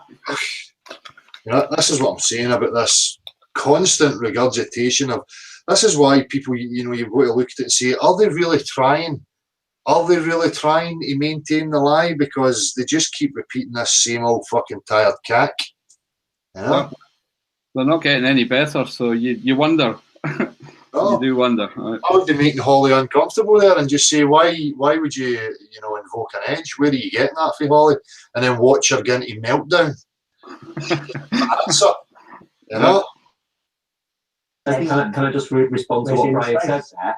He said things disappear behind the curve, and one of the main reasons why we believe that the Earth is a fixed stationary plane. I need to just give what is it, Darren here, a wee bit of praise there, because that's exactly what should be happening continually. Don't let them wander away from points. Always bring them back and make sure you get your response across. Yep. No, he's quite right. He did pull them back. Good on him. Because things aren't disappearing as quickly as they should be. We can see cities and mountains and islands 40, 60, 100 miles. The world photography distance record is 273 miles, right? And we can see the tips of the Pyrenees from the south of France, and you should You can't see the base of it. It's thrown in understanding linear perspective there. Artists and people involved in that line of work would hear that and quickly understand exactly what he was talking about because they apply it every day. Yep. Well, of course not. Because the Earth is round. Not because the Earth is round, because of perspective, and because of the way light works, and because of the way our eyes work. We interviewed on it. One of the highlights of my career actually was interviewing Major Tim Peake. A wee bit of emotional appeal here. Yep. One of the highlights of my career was interviewing Tim Peake, setting it up, strongly that Tim Peake's a honest guy and he really is up to what they're professing they're up to, and she's committed and invested in that, and so should you be, because it's Holly Willoughby. Yep, he must be telling the truth. He's been on TV with me. And it's a highlight of my career. Yeah. Here we go. We're going to have the next thing is going to be the usual. Are you calling him a liar? Yeah. up in space on the International Space Station. Right. Now, he brought in his beautiful book. You see the curvature of the Earth. You very clearly see that. Oh, fucking book, Holly. I've got a few books you could have a wee look at. And because it's in a book, that must mean it's real. Hey, it's the Scottish national fucking animal, so don't let them tell me unicorns aren't real. Yeah. Exactly. Got loads of pictures of unicorns, Holly. You believe they're real. It's a circle. So are you telling me that this interview with him, I'm talking to somebody that's just made that up or wasn't actually there? Yeah, he's not. Can I just? He's not in outer space. Can I just? Where is he then? Well, let's see. I'm hoping they're going to say, of course, he's not in outer space, because let's listen to what they're telling us about what space actually is, and then apply that to physics and what our understanding of how the objective reality actually works. And if somebody's telling us that we are adjacent to a vacuous, empty space, and we are in a pressurized environment with no solid separation between the two, then yes, they're fucking lying, Holly. Absolutely. Let's have the argument as to why space even exists. How do we come about that assumption? Is it just because we want to have an extrinsic view and be able to look down on a big ball? Yeah. Is that what it's all about? The mathematical definition visualized? Yeah, exactly. In a Hollywood studio type Not necessarily. environment. Maybe here, maybe where we are now. See, that for me is weak, as I say, rather than just saying, oh, well, they're doing it in a Hollywood studio. That doesn't really get right to the core of it. Again, going back to the science aspect of it and how, pressure systems actually work in reality is a much stronger position to put forward. Because then if people look at that, they're going to accept that. And then, of course, they're going to realise that what they're telling you about space and the physics, the properties of space are bullshit. Exactly. That's where I think, well, we say it so often, Dale, that it has to be, a scientific argument here, a natural scientific argument here, right? So if the argument just goes into a kind of conspiracy theorist that it's in a basement in Hollywood and, I can't prove that and you can't prove that, then it just kind of, dilutes the more powerful argument that should be followed. Right. I mean, as I say, just to go back to, well, let's address the claims of what space is and its relationship to us on Earth, and then let's look at physics to see the practicality of that, or whether it's got any merit, any possibility of being true. And if you do that, you will find that it's totally absurd. Yep, and again, I can only say it's much better for people to look at those natural physics questions and study that, rather than running down a rabbit hole of trying to find out where they fucking filmed the Hollywood space missions. Do you know what I mean? Exactly. People look at magicians and, the magician's floating and levitating in the street. You don't automatically assume because you see that's what he's really up to. People are critical enough to realise that there's obviously a physical aspect behind it, or that it's deceiving. So it's the same thing that applies here. What does physics, the actual physical world, tell us about these things? Not just, we'll throw out our understanding of the physical world because an image contradicts it, but the image must be favoured. That's just total lunacy. Yep, absolutely. Spot on, man. We're in a contained system with level water. So how can anything else be, even thought about? So any space theories of potato rocks and blue testicles are just nonsense to begin with. There's no evidence for it. Exactly. That's what I'm saying. You cut through that, it then alleviates the problems, as you pointed out, of conspiracy theory. You've got nothing to prove. You're saying it's a Hollywood basement, blah blah blah. Then you've got nothing there. You're on shaky ground. Attack it from a different point of view. Stick to natural science. Yeah. Exactly.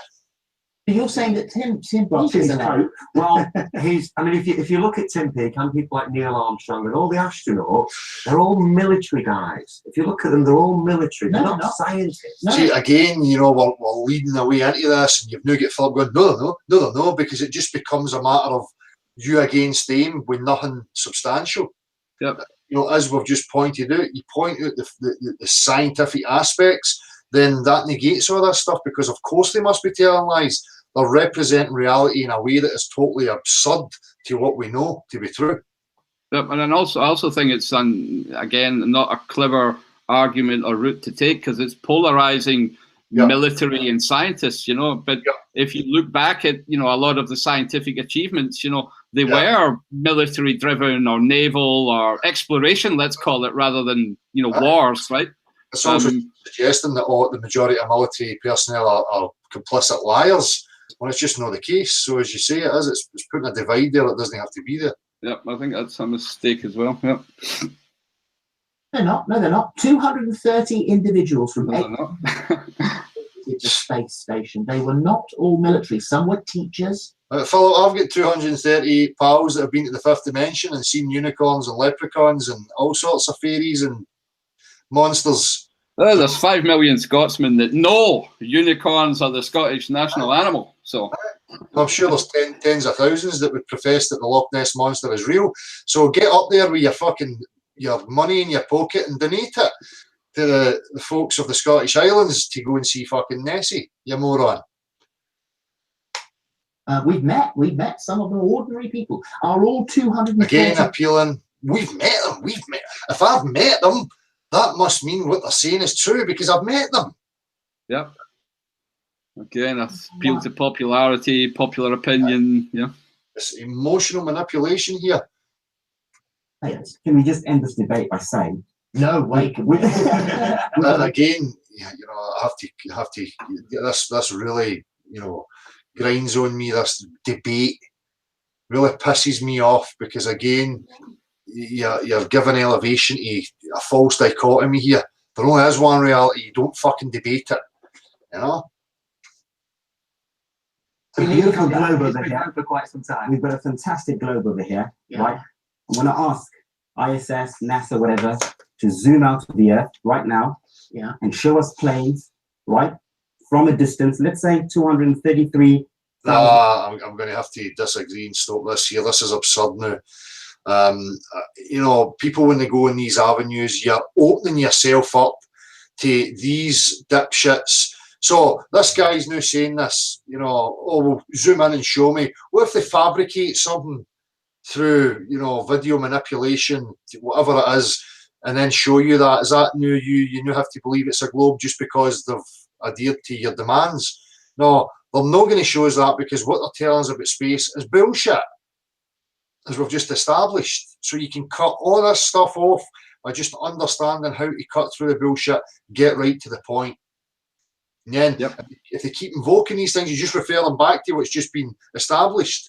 Well, does it represent what we know and understand about the physical world? No. So I don't even need to go there. Don't be saying, zoom in and show me this and show me that. It's fucking crap. Yep, fully agree. Yep, it's inconsequential, basically, you know. Aye, it's the same as, you know, people arguing with me, we'll just use unicorns, and then they're saying, well, if you want me to believe a unicorn, I want you to zoom in on it and video one and show me it. Well, no problem, I'll produce that if you need fucking bother. So as soon as I've done that, you now have to concede that unicorns are real. Nah, bullshit. Exactly. Yeah. I mean, if you've agreed on a point that, you know, and it's been rejected, then you can't keep coming back to it. That, as I say, is of no consequence. And at some point, it just gets into all this, you know, because it's all half fantasy, you know, it's very difficult to find any real arguments. As I say, it's like arguing about, you know, how Scotty's warp drive works on the Enterprise, right? You know, what the fuck, you know? Let's debate it. Miles away, because we've got the a bit technology. like that. And let's show aeroplanes flying upside down underneath here. Let's zoom to show people walking upside down. Let's do And it. that's, for me, that's just a funny, kind of entertaining point, you know, a bit of absurdity and ridicule on the globe. You know, when I say these things, I don't really mean it, because I'm not expecting or waiting or wanting them to provide that for me, because as we've established, they already know what they're telling me is bullshit based on a fundamental understanding of the physical world and how things interact with each other. So, you know, that's good for a laugh sake, but I wouldn't be trying to use it as a valid point. I'm in agreement with you. So I don't need it, knowing how water behaves. Exactly. And secondly, what he's really pointing out is there, I think, the more fundamental assumption that there is a space into which I can retreat to take a view of a spherical testicle in a vacuum. Yeah. And that's the assumption that we should be attacking. Exactly, which is why I keep saying about the opposing pressure systems. Well, you know right from the off it's bullshit because you know that's impossible. that, and we will. I'll come back the in and space station apologise. can't zoom out to 230. It can't zoom out to beyond So where can we get a it's probe out? Can we get a probe out? We've done that. So 250 Of the whole Earth and showing aeroplanes flying upside down underneath the globe. Can you Yeah. see that? Always See, see that. it's leaving it wishy-washy in the minds of people viewing this. You know? I mean, obviously, it's a difficult job with presenters that are, reading off a script and corralling you through 40 minutes or 10 minutes. Sorry, it's not even time for a real discussion. But Exactly. yeah, and still I think being more consequential would be more helpful. Yeah. I totally understand that in the position that people may be in, which again brings you back to the being committed and being fully aware of, the tools you have and how you can proceed in an attack form. And if you do that right from the off, you're never going to allow them to get to these points, which is why it's hugely important that people get what we're saying. Yeah, and you've said it as many times as well, Dale. We're not saying that we're absolutely 100% correct, and I don't want to be seen as some kind of smart arse here thinking that we could do a better job. But I still think pointing out what the problems are and how to improve it is meant to be, critically constructive rather than disruptive. Exactly, it's not an attack on any of these individuals. It's certainly not to belittle them in any way, shape, or form. This is why I'm saying about communication, the ability just to point things straight out. And if people are secure in themselves, then we can accept these things. And if they're determined about pushing forward and having progress, then all this stuff is important for it. And people can learn from these things and refine their own skill and the ability to talk about it. So it's certainly not a put down any of these people. And as you says, Gav, it's not that we're sitting on a high horse thinking that we're something better. I can only represent me and how I would approach things, and that's all I can offer. Yep. And all I can say is don't let anybody represent you. Exactly. Neither me nor Dell nor the three guys in front of us. That's why I think it's so important that people are empowered. Yeah. Oh, because there are apps that can show you that. What airplanes flying upside down? Right. Yes. Wow. Yes, there's a live positioning of all the airplanes on the world. They're on there. What thought means is a wee digital device showing wee digital aeroplanes. Yeah. Showing the latitude and longitude on a two-dimensional surface, and then the altitude of the aeroplane in a cylinder above that ground control tower. That's the way, aircraft, airplane, navigation works. Control towers, right? Exactly. They basically work on that premise. Yeah. So it doesn't mean anything just because an app can show blips on a fucking screen. I mean, for fuck's sake. As I say, NORAD can show you where Santa Claus is on Christmas Eve with the reindeer. So. Because the Hubble telescope sees The positions of all unicorns in Scotland. Yeah. Exactly. I want an app for that. At every given moment in time. Yeah. Whether they're visible or invisible as well. They've got We already have it, mate. I'm sure there was the trend of Pokemon or something, where people could go about with their wee devices and see non-entities in an area of their street or wherever they may be, and they can pick up rewards and stuff like that. So there you go. Geocaching. Yeah, we should hide unicorns in Scotland. That's it. Yeah, so what we're asking NASA to do here now on live television is turn that telescope round, zoom in on the Earth, and show us live pictures of people walking on the side, and underneath. These pictures are live now. These are You want them to see the the whole Earth. actual You want to see the whole Earth. Again, for me, it's funny for comedic value and a bit of ridicule to point out the absurdity, but to actually put it up there as a legitimate thing is asking for trouble, and you're just confusing people with that. Well, I mean, the problem is also the whole issue on perspective. So if you really were far enough away to take the whole of the Earth in one single view, you would not be able to discern the smaller things that are crawling around the surface, right? So it wouldn't even necessarily prove it. I'm not sure you could actually see it. And, as we know, the Hubble's not a way out there, in space, because it doesn't fucking exist. And the question is mute to begin with. Yeah, that's it. That's the point. Zoom in. Actually, that's what military satellites do. They zoom in and target Can one. we see it? Can we see a it? science fiction film that looks quite real. Science fiction. Exactly. Exactly. Science And fiction. science Oh, fiction. I'm going to lay They down. mix it all up. I'm going to lay down the gauntlet now. We had a debate at the weekend with three lovely physicists. Two of them are going to their PhD. One of them has got their PhD. Yeah. We are now laying down the gauntlet to Brian Cox, and I would love to have a few actors involved, like Neil deGrasse Tyson and Bill Nye. We love actors, so if they can come along as well, it'd be great. And we'll debate them. Absolutely. We'll get our team around the world. Some people would say around the globe, but that's just ridiculous. But around the world, and we'll actually debate them anywhere they choose. All we've got to do is ask you to help set up. Can you ask, Carl, can you answer? Well, we've been asking that for a long time, you know. Absolutely, I'll come. Aye, well, that's it. I would like to be present with any of these things. I'm nominating myself to take part in any of these kinds of discussions. I certainly would never be classing it as a debate, you know, because again, it's fallacious from the off. There is no fucking debate. You either understand something about reality and can demonstrate it, or you don't. Absolutely. Me a question, because I have personally seen with my own eyes the curvature of the Earth. Oh, that's the ultimate fallacy. Yeah. Are you calling me a fucking liar? Aye, it's that. Paul's backing them up there, you know. Is it the circle Yeah, vision of your It's not either. is it the circle limit of your sight? Because obviously the I limit of our was sight very, very lucky. I can guarantee you, Philip, you're not seeing bendy water, mate. I can guarantee you that, son. So your eyes are fucking mistaken. And I went on Concorde. Okay. So I was very lucky I went to Concorde. So that's 60,000 feet. You could clearly see the curvature of What's the the Earth. shape of the windows? Notice his expressions and how he puts emphasis on it. You know, that's part of the NLP tactics to try and get that into the minds of the people viewing. You know, to reaffirm it in their minds. You know, it's useless against people like us, Philip.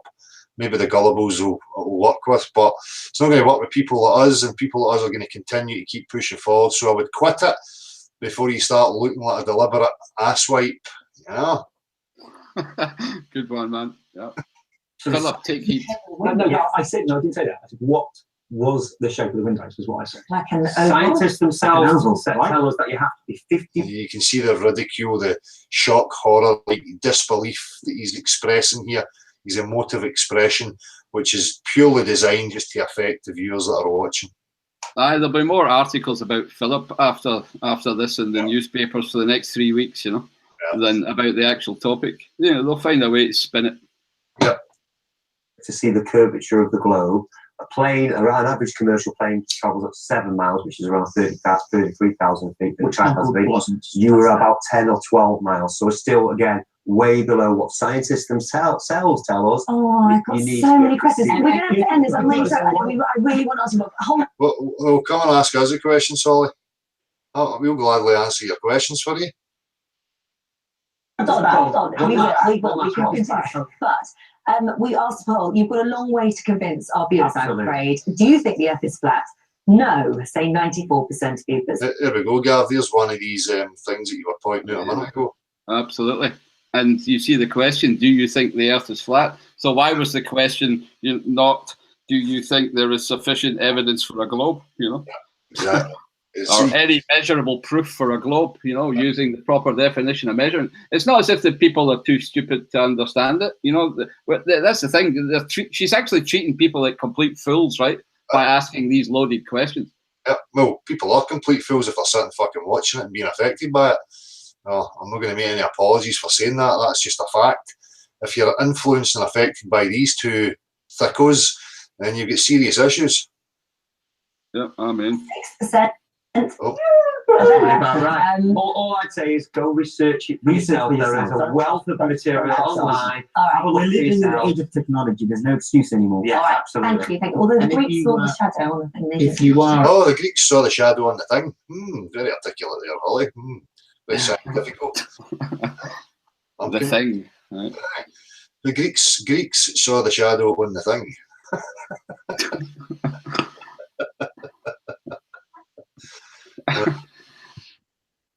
Well, what can I say? You know, yeah. I am indeed. What can we say? Maybe I can just close it with one more little wiki page, my man. Aye, of course, mate. Hold on. Where are you? I'll just share my screen just to hammer one point home.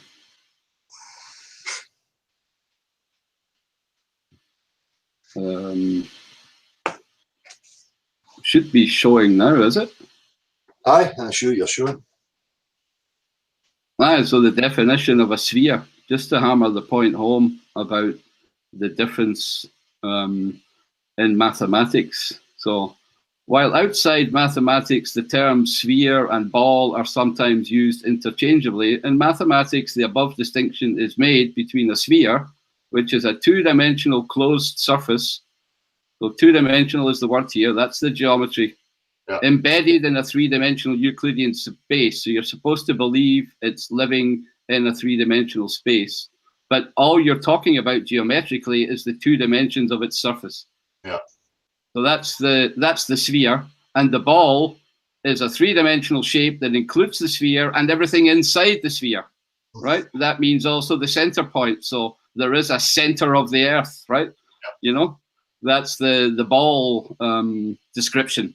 Yeah. Whereas a sphere is a two-dimensional geometry, a ball is a three-dimensional geometry. Yeah. This distinction has not always been maintained, and especially older mathematical references talk about a sphere as a solid. So it's been well known for a long time that the geometry of a three-dimensional ball and the geometry of a two-dimensional sphere that's imagined to be in a three-dimensional space, right, and looks like a three-dimensional ball, it's been known for a long time that the geometries are very, very similar, so they're easily confused.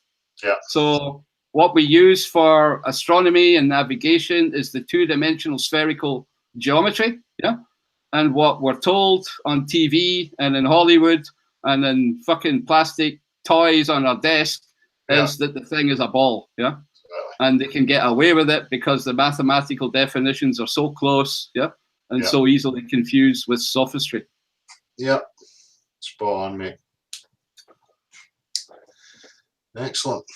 So, as I say, Gary had contacted me saying that he was more than willing to come on and talk about it. If there's a place for that, then we can maybe look at that for Saturday.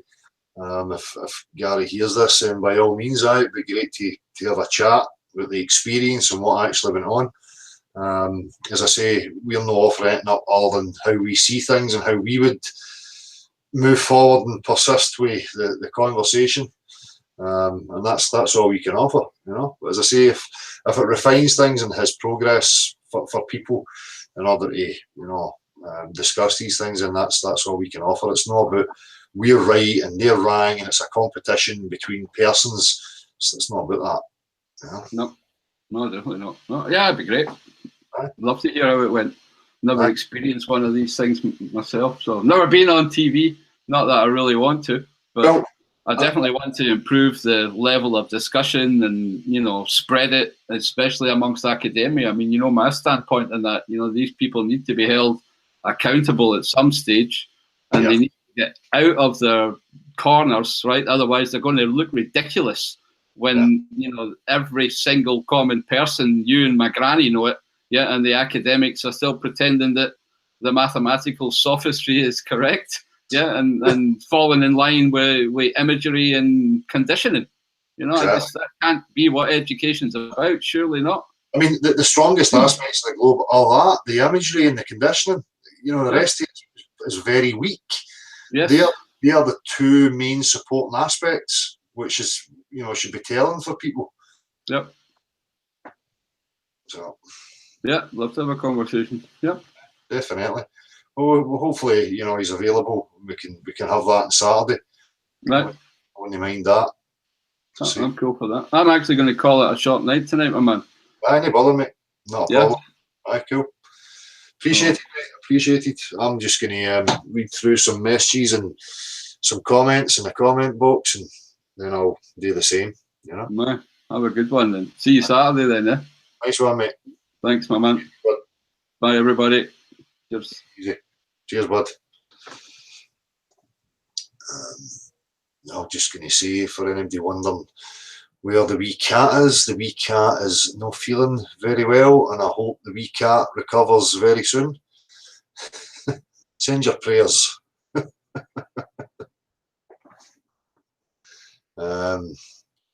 So maybe I'll be saying to you, see.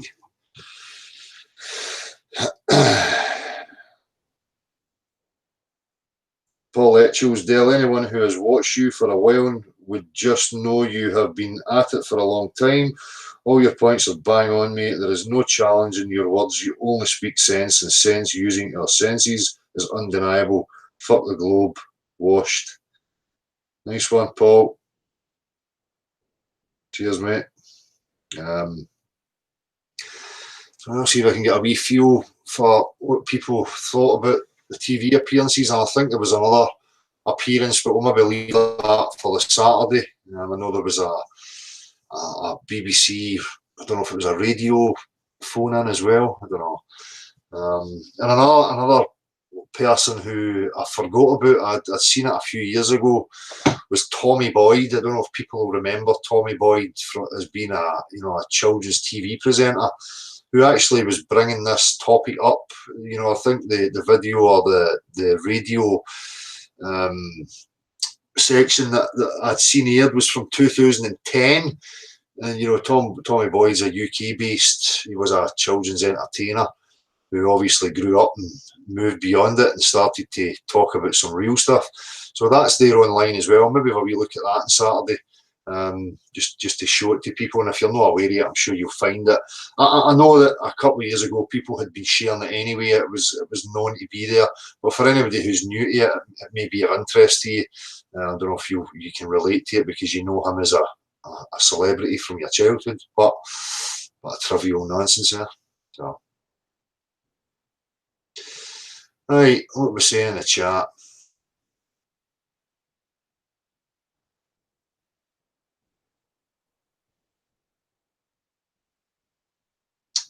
Adam IFE has posted it. Sorry, where'd that go? Shit. Has posted Tommy Boyd. There you go. Adam IFE. Maybe subliminally I've seen that and it's triggered the memory. Cheers, Ricus Vaticus. Adam IFE channel apparently has a Tommy Boyd radio section in it.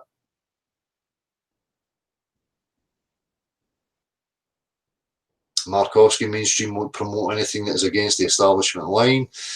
Yeah, I mean, people really have to consider this, and I'm not going to be shy about airing my concerns and how it comes about that people end up on mainstream TV and what it could imply for the possibilities of the future. I mean, can only speculate.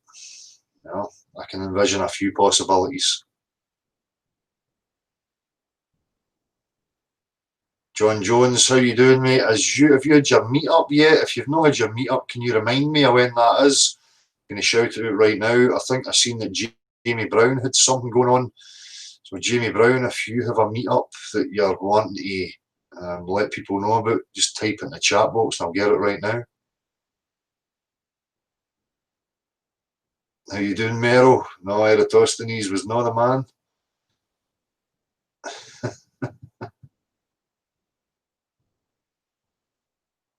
Ricus Vaticus beyond the Magic Cup, please shout out the London Feltham meet, the 26th of May.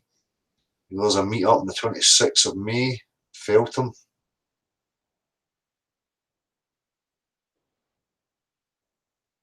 No, Louis, it's not that Tommy Boyd, but I agree.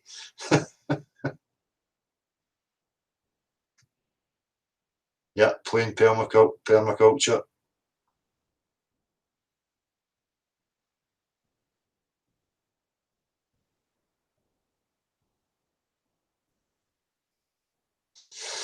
I'm just waiting here. John Jones, if you're hearing me, I don't know if your meet-up's been, bud. If you're still having it, if you want to let me know, I'll shout it out.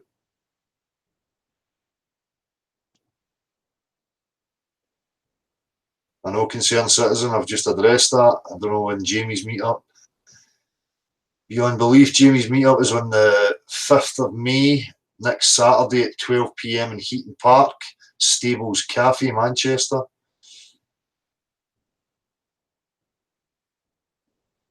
John Jones, 26th of May at 1 PM, 30 The Centre, High Street.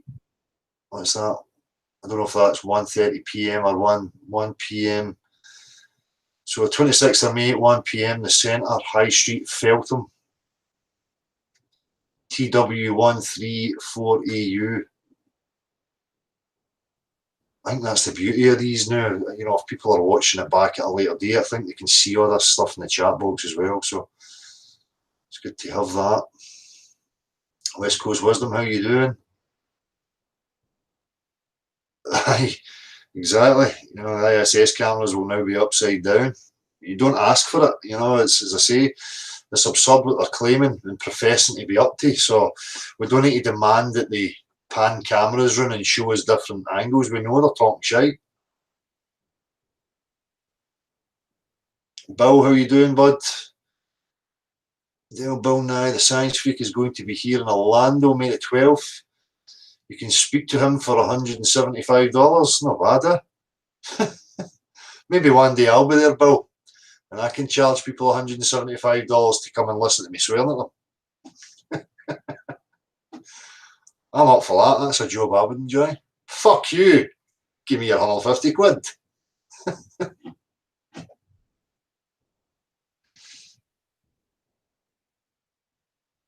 Chelsea Deluxe Roxanne Glen has a meet-up in June the 26th in London. Hopefully I'll be able to attend some of these meet-ups if I can get the funds together. I certainly will. I would like to do a wee tour and maybe come and meet some people up and down the country. Do some activism, have some chats. Hi Tanya, are you alright? Concerned citizen, people would pay Dale. Cool, I think I'll book the community hall. You know, 100 quid a ticket. It may not last long. In fact, I'll have a wee private booth and each individual can come into the private booth and have a fuck you, get to fuck personal message. And it'll be of value, you know, it'll be worth 100 quid.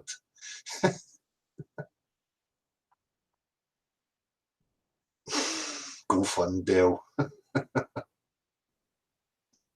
Brian Fury, any Northern Ireland meetups happening? I'm not sure.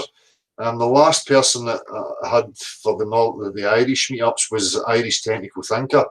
I've not seen him about for a while. I don't know what's going on there. Cheers, John Jones. I may just take you up on that offer if I get the money to fuel up the bike and come on a wee tour. I would definitely appreciate that.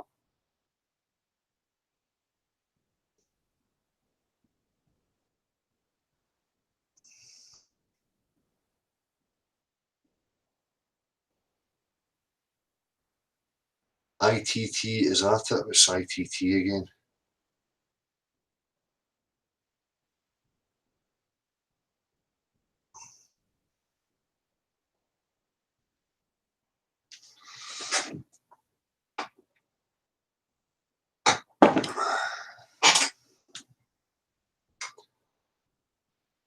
Right, so again, I'll just say, Gary, I don't know if you'll hear this. If you're up for it on Saturday, it'd be good to hear how the experience went. You're more than welcome to join us on Saturday. You can let me know and I'll send you the link. Cheers to Gav again for offering what he had tonight. Magumba, Jonah Worms, Marshall, I know you'll know there. Des, if you're about, mate, much appreciated. Magumba as well. So I'll see you again on Saturday, people. Take it easy.